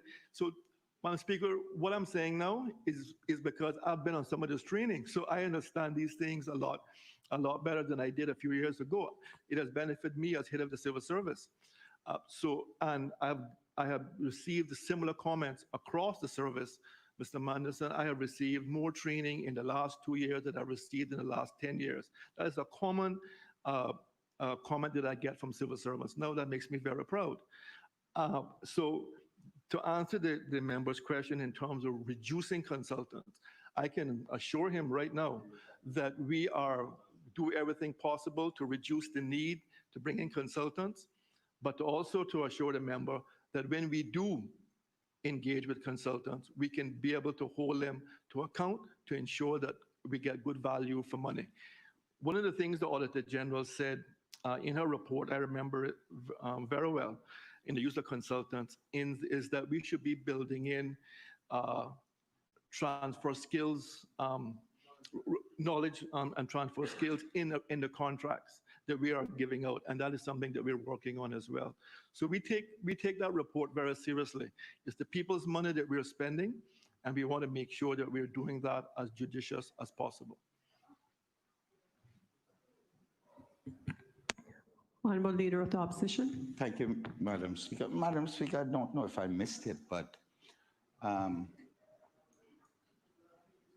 I don't see anything in here that says any of this came as a result of during an appraisal periods that we identify required training for upward promotion, which is specific development.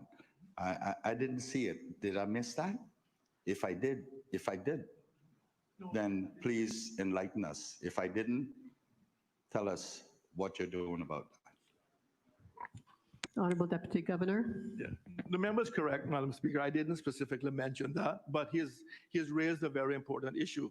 During performance appraisals, the employee can certainly put forward courses that he would like to attend, or the supervisor can say, I think you would benefit from a course in leadership, or if you're a police investigator, you may want to go on an investigator's course, or you're an immigration officer, you want to go on a fraud training course. So yes, training plans are developed, and that would have been captured in here in terms of some of the training that people pursued. For example, the ILM course, the Institute for Leadership and Management, that has been identified as a really great course for our up-and-coming leaders, but also some of our leaders who have been in post for quite some time. And we've had great take-up from that, and we have seen a number of persons go through the course. So to the member's question, yes, training development plans do come out of performance appraisals, and we are taking those plans seriously and ensuring that they are enforced. Honorable Leader of the Opposition. Thank you, Madam Speaker. Madam Speaker, I know that if that's the case, then there is a percentage that the government puts down on that appraisal, whether it's that development program, whether it's 70% of it and the employees do 30%, no, to reach that goal within that year to get that training done. Are they then appraised at the next appraisal period on having completed that or not completed it. Honorable Deputy Governor. Yes, Madam Speaker, yes, they are appraised. So if I can speak about some of the appraisals that I do. So I would require chief officers to conduct or take part in, sometimes I do it in hours to have 50 hours of professional development training for the year, or to act as deputy governor 4 or 5 times. What, we agree on what the chief officer should the training that they should undertake during the year. We normally would do a mid-year assessment. Sometimes that doesn't happen, but this year definitely it's not going to happen. And then we would, at the end of the year, be able to look to see, okay, how well did you do? How many courses did you attend? And basically have a score in that particular area. So to answer the member's question, that is correct. And that is exactly how we're carrying out the performance appraisal system.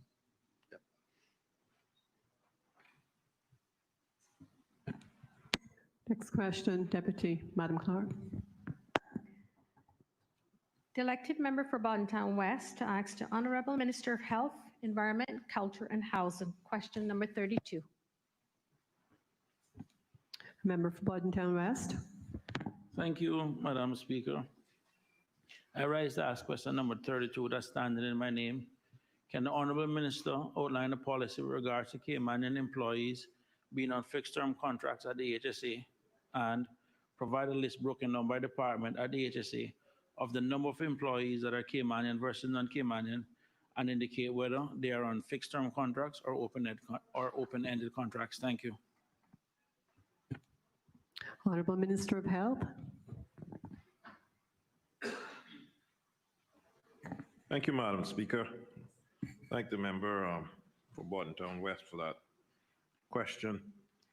Madam Speaker, as of 2008, all new employees, non-Caymanians and Caymanians, were given fixed-term contracts. In December 2017, the HSA board issued a policy directive that instructed that all full-time Caymanian employees should be offered open-ended contracts on the expiration of their current contracts. There are now 513 Caymanians employed by the HSA, and 391 have open-ended contracts. Of the 122 Caymanians with fixed-term contracts, 42 are post-retirement and are on a 1-year fixed-term contract renewed annually with a satisfactory medical. Another 15 are on temporary contracts, and the remaining 65 will be transitioned over the next 1 to 3 years as their contracts expire.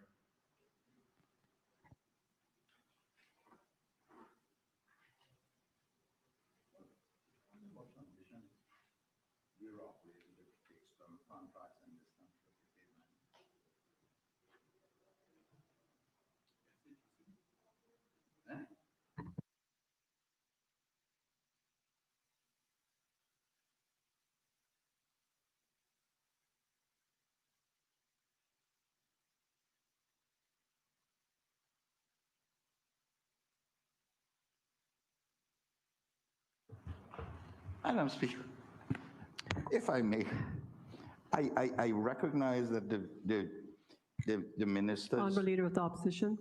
And so be it quite extensive and explanatory, I want to know how can an authority or government-owned agency can engage Caymanians in fixed-term contracts as ordinary employees. Now, if they're contractors, yes, or they're over retirement age, yes.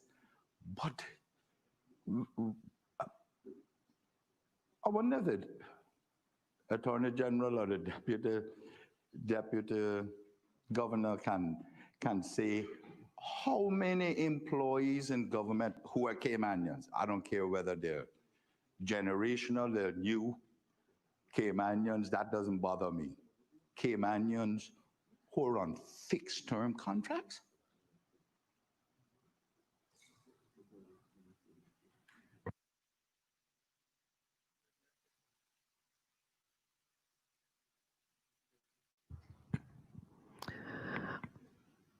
Honorable Deputy Governor.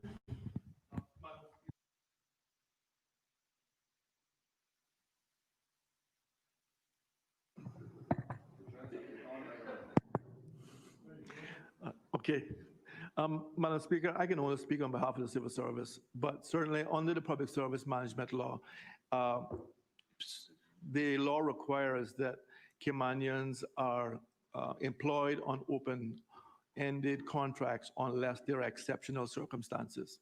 So there is, in terms of speaking for the civil service, it is probably on my hand the number of Caymanians who are on a fixed-term contract, and sometimes that is because they're taken on for 3 months on a specific project or something along those lines. But I cannot speak for the wider public service, ma'am. Honorable Leader of the Opposition.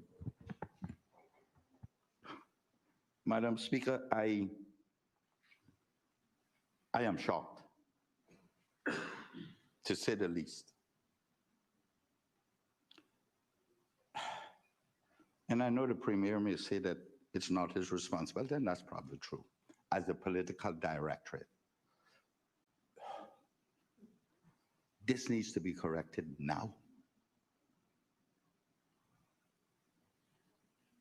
Now.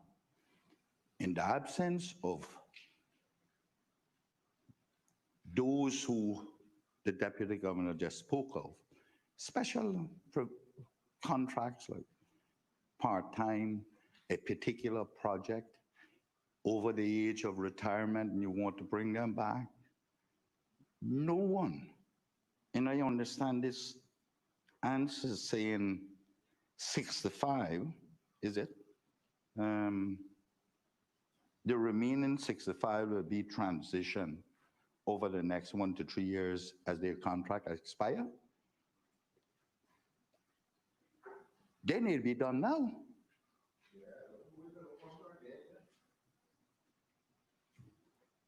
Any contract can have, and the Attorney General is going to chastise me on this, but any contract can have an addendum thereto. We need an addendum to these contracts now, not when they expire. There must be open-ended contracts for Caymanians. And I would like the minister to give us a commitment that somehow the political directorate may or will take it to cabinet and instruct that all and sundry who are Caymanians, contracts be changed now to open-ended contracts. We cannot take advantage of Caymanians. You're telling me in your own country, you have contractual agreements that means you can't have a job at the end of that contract? Absolutely not.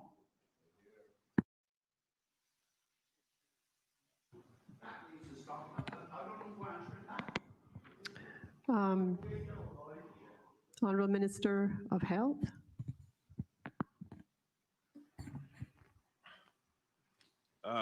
Thank you, Madam Speaker. I have the great pleasure of answering this.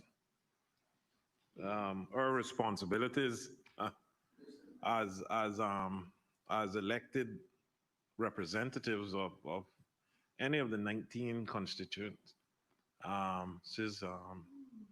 is to we are there and hired to ensure that Caymanians are given the best opportunities and best outcomes possible. I hear the member, the opposition leader. I undertake to consult further with management and board, as was seen that the HSA board issued a policy directive in December 2017.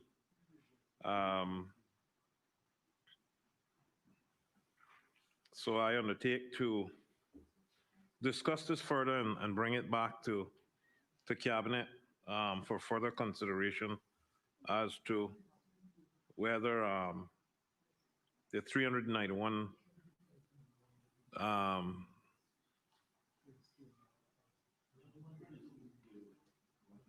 sorry, the 122 Kimanians. Sorry, yeah, 65. Yes. Yeah. That we investigate why it had to be done in this manner. I'm not sure if this is an international concern. I don't know, but definitely this is not what we would want for any of our children, to have a 3-year uncertainty. But I dare not delve any further, because I'm sure there was a reason why this was done. I need to find out what that reason is and bring this back to cabinet so we can further discuss this and make right if needed. Mr. Madam Speaker, if I may. Honorable Leader of the Opposition. Madam Speaker, if I may. The only reason you do a fixed contract is control. Yep, that's it. Control. And a Caymanian in their own country, the possibility, the probability is that the employer does not spend time to develop that person because they have the option to put them out of a job. That is what fixed contracts are made for. So if the minister is asking why it is,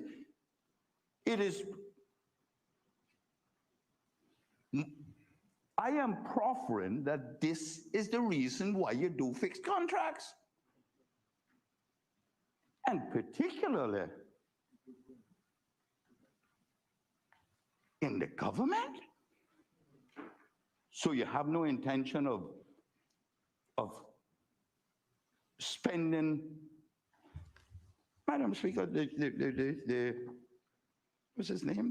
The deputy governor gave us 5, 6 pages, 10 pages about training. That is what citizens are entitled to. They do not get it on fixed contracts. It is too easy to get rid of a citizen, put them on the street, and then government has to take care of them through, in our case, NAU. Other countries have different things, social services or whatnot. No Caymanian in the government entities. This parliament pays for it with the people's money. And whoever did this and is responsible for this needs to know. You do not treat Caymanians, regardless of where they came from, like dirt. This is ridiculous. They're deliberately abusing Caymanians. And regardless of who it is, I make no excuse for it. You can't put Caymanians on fixed contracts who are ordinary employees. If you have them as contractors, put them on fixed contract for that project. I hope those 65, and I know I'm stepping out on the limb here, Madam Speaker. I know I'm skating on thin ice now, but I'm prepared to go through it and get the coal on me.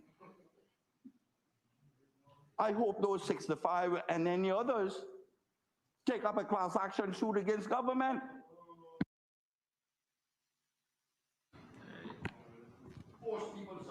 Honorable Minister of Health. Thank you, Madam Speaker. And I thank the member for his concern. Obviously, as ministers, we're not involved in everyday activities, and we're advised to, and it's not our responsibility to get involved in matters of such. It's definitely piqued my interest, and something that I undertake to investigate further. This 65 persons at the HSA and the reasons why they were put onto these terms.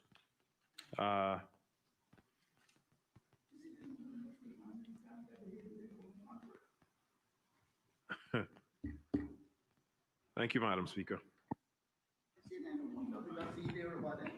Deputy Leader of the Opposition. Thank you, Madam Speaker. Madam Speaker, I'm going to throw a little gasoline on this for you. And I'm not blaming the minister, Madam Speaker. Let me start by saying that. But if in December 2017, the board issued a directive that instructed that all full-time Caymanian employees should be on open-ended contracts, and we are now in 2020, and it's going to take 1 to 3 years to get 65 Caymanians moved over to open-ended contracts. Unless we're issuing fixed-term contracts for 4, 5, 6 years, it means somebody ignored a directive from the board.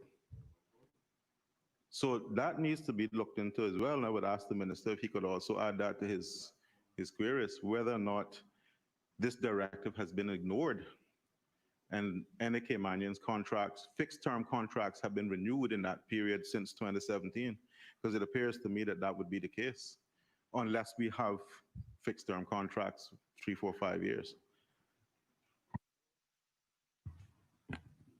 Honorable Minister of Health. Thank you, Madam Speaker.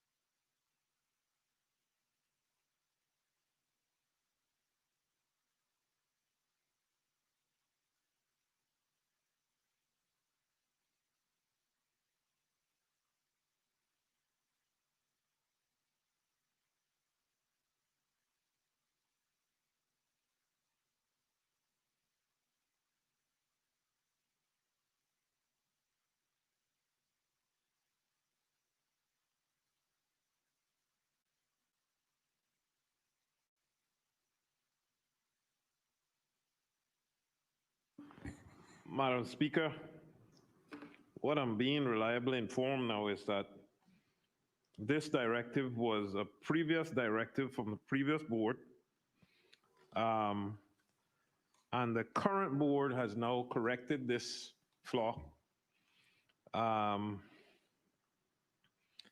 all Caymanians should be on open-ended contracts. And the 65 that are on there, once they expire, they will be afforded open-ended contracts also.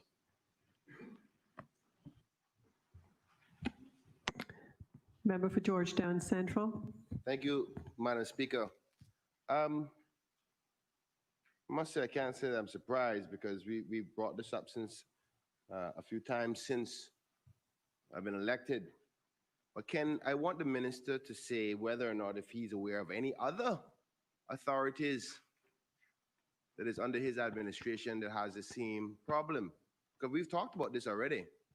And I don't know why there seems to be a big surprise, but if the minister can say if he's aware of any other authorities that he may have connections to that has the same issue of Caymanians being on fixed term contracts. Honorable Minister of Health. Madam Speaker, thank you. And thank the member from Georgetown Central for that question. I am not aware, unless the member has something specific, then I will address his specific if he brings them forward. Member for Georgetown Central. Thank you, Madam Speaker. And I'm not trying to trick the minister in any way. There's no other public authorities under him that I'm aware of. But there's a number of other authorities, and you heard the Honorable Deputy Governor talk about what the civil service policy is. And he's surprised that this same process is not adopted with the public authorities. I brought up 2 years ago about the port authorities' contracts with their employees, and nobody said anything about it. And almost every single one of them there, I would say almost 90% of them are on contracts. So I would plead with the minister while he's addressing the area of responsibility for him, that to also, on behalf of those good Caymanians who work at a port authority, and any other authority for that fact, that this should be looked at on all government companies and all public authorities, not only HSA, because we have this problem in other authorities as well. So I encourage him, when he brings that to the attention of his cabinet colleagues, to talk about all of them, so we can ensure that all Caymanians are protected in the rightful way. Thank you, Madam Speaker. Honorable Minister of Health.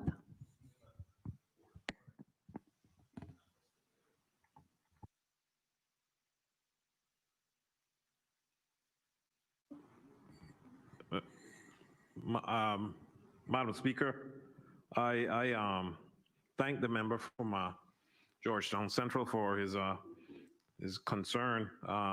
Obviously, the question of Port Authority wouldn't be directed to me, but definitely, you know, same concern here. If it's something like that going on in other authorities, needs to be brought forward and identified, and if needs to be fixing, then it has to be fixed.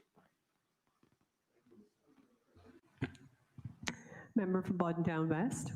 Thank you, Madam Speaker. And I just want the minister to know that one of the reasons why that question was filed to ventilate these issues is that when we have young Caymanians going overseas, getting qualified to be nurses and everything else, and coming back and having a problem getting a mortgage or being held against them for a mortgage application because basically they're not guaranteed employment, this is part of the problem with it. So I'm looking forward to this issue being solved very quickly, because it is affecting a lot of our young people in that regard.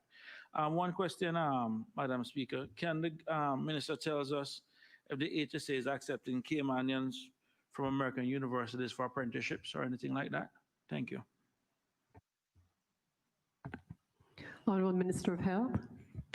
Madam Speaker, be so kind to give me a few minutes, please.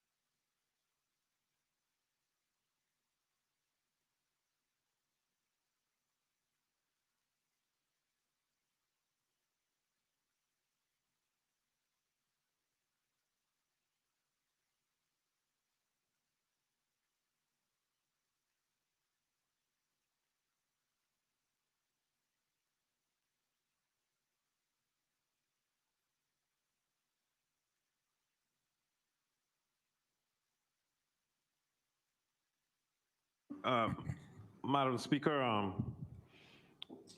reliably informed that currently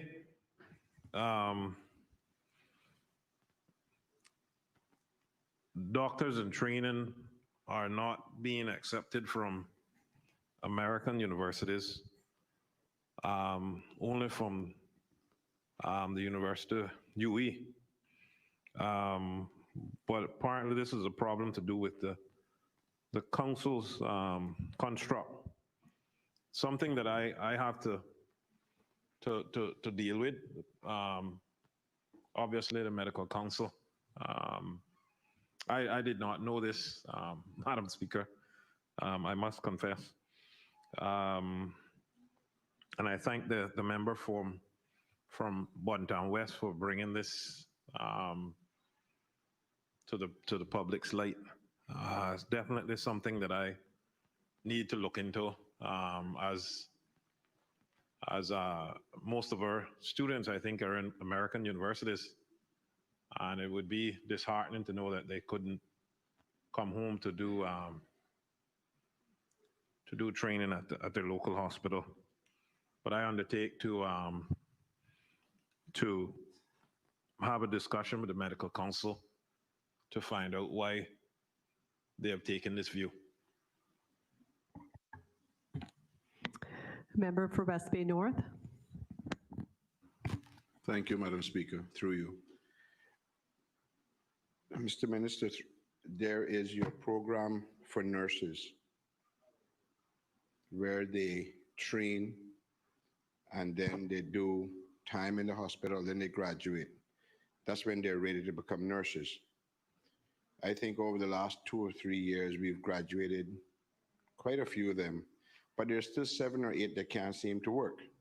There was one who graduated top and it took her 6 months to get even an interview. Don't the hospital know when the contracts are up with nurses who are from overseas, that we can say to these young ladies, your time is coming in June. Someone's contract could be up and you'll have that spot because they've passed the hospital program. They've done their training there and stuff like that. So can you, if you don't want to answer, can you look into it to see that these 6 or 7 young command nurses that are all there qualified, they don't have any jobs? Honorable Minister of Health. Thank you, Madam Speaker. Thank the member from West Bay for that question. Definitely a pet peeve of mine in terms of the nursing program. It's one of the programs that we actually started there at the UCCI. And we have to ensure that it works and that persons don't get frustrated with the end of this process in terms of being employed at the HSA or otherwise.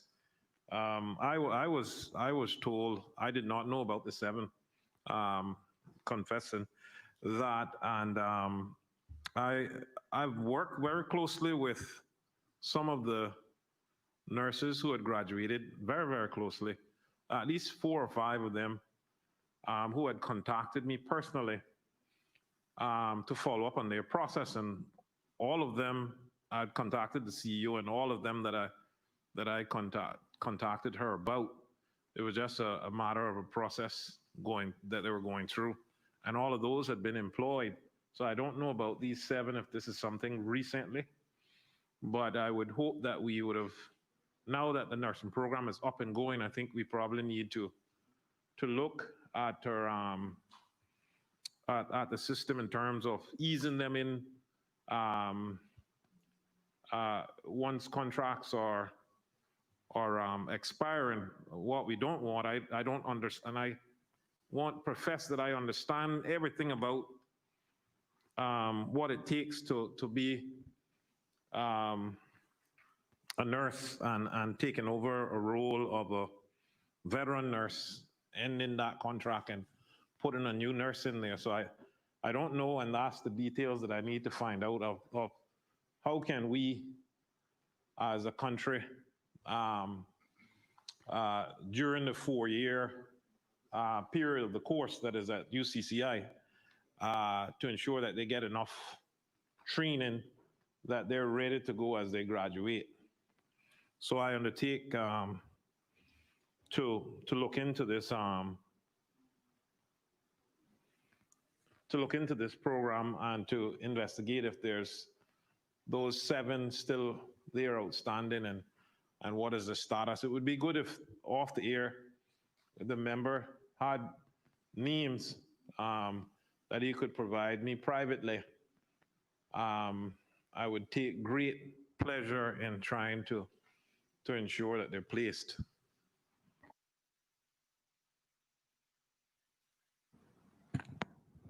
Next question.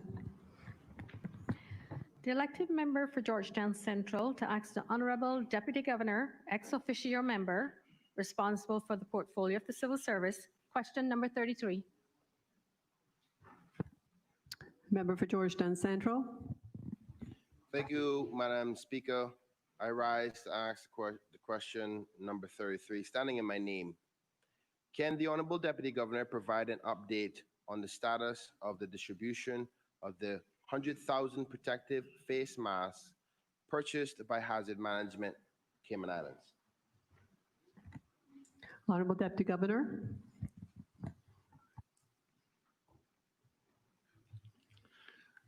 Thank you, Madam Speaker. Madam Speaker, the answer. As part of the Cayman Islands government response to the COVID-19 pandemic, the National Emergency Operations Center, NEOC, was activated in March 2020. Daily strategic and policy meetings were held to monitor global and local activities and developments to enable issues of concern to be identified and to provide an early, centralized, cohesive, and unified decision-making response capability across the full range of the Cayman Islands government services to meet the desperate needs of the communities of the Cayman Islands. In response to the mandatory requirement for all persons to wear protective face masks when entering public places such as banks and supermarkets, and in recognition of the difficulty members of the public were likely to have in obtaining masks individually, given the global market demands, in April 2020, the NEOC Support Services Cluster procured reusable protective masks for communities across the entire Cayman Islands. Sourcing and procurement of the masks were handled by the NEOC Support Services Cluster, and shipments of the masks were received in batches. The logistic issues around the controlled distribution of the reusable protective masks was referred to the Commissioner of Police for consideration and approval to be carried out by community policing personnel.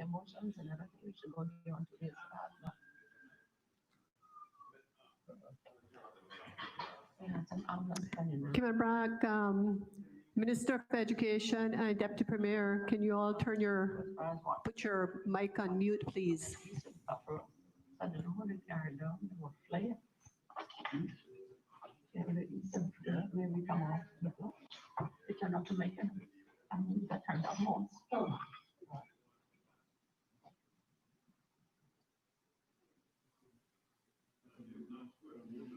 Okay. Madam Speaker, apologies. Let me start over. In response to the mandatory requirement for all persons to wear protective face masks when entering public places such as banks and supermarkets, and in recognition of the difficulty members of the public were likely to have in obtaining masks individually, given the global market demands, in April 2020, the NEOC Support Services Cluster procured reusable protective face masks for communities across the entire Cayman Islands.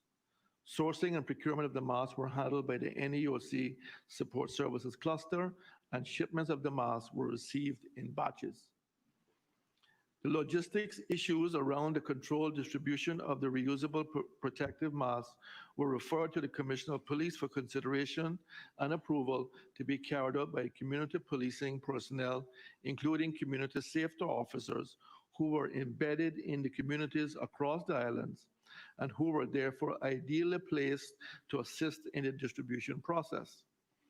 The RCIPS agreed to the distribution proposal using all community policing personnel and community support officers across the islands under the supervision of Inspector Courtney Miles, Head of Community Policing Department for the RCIPS.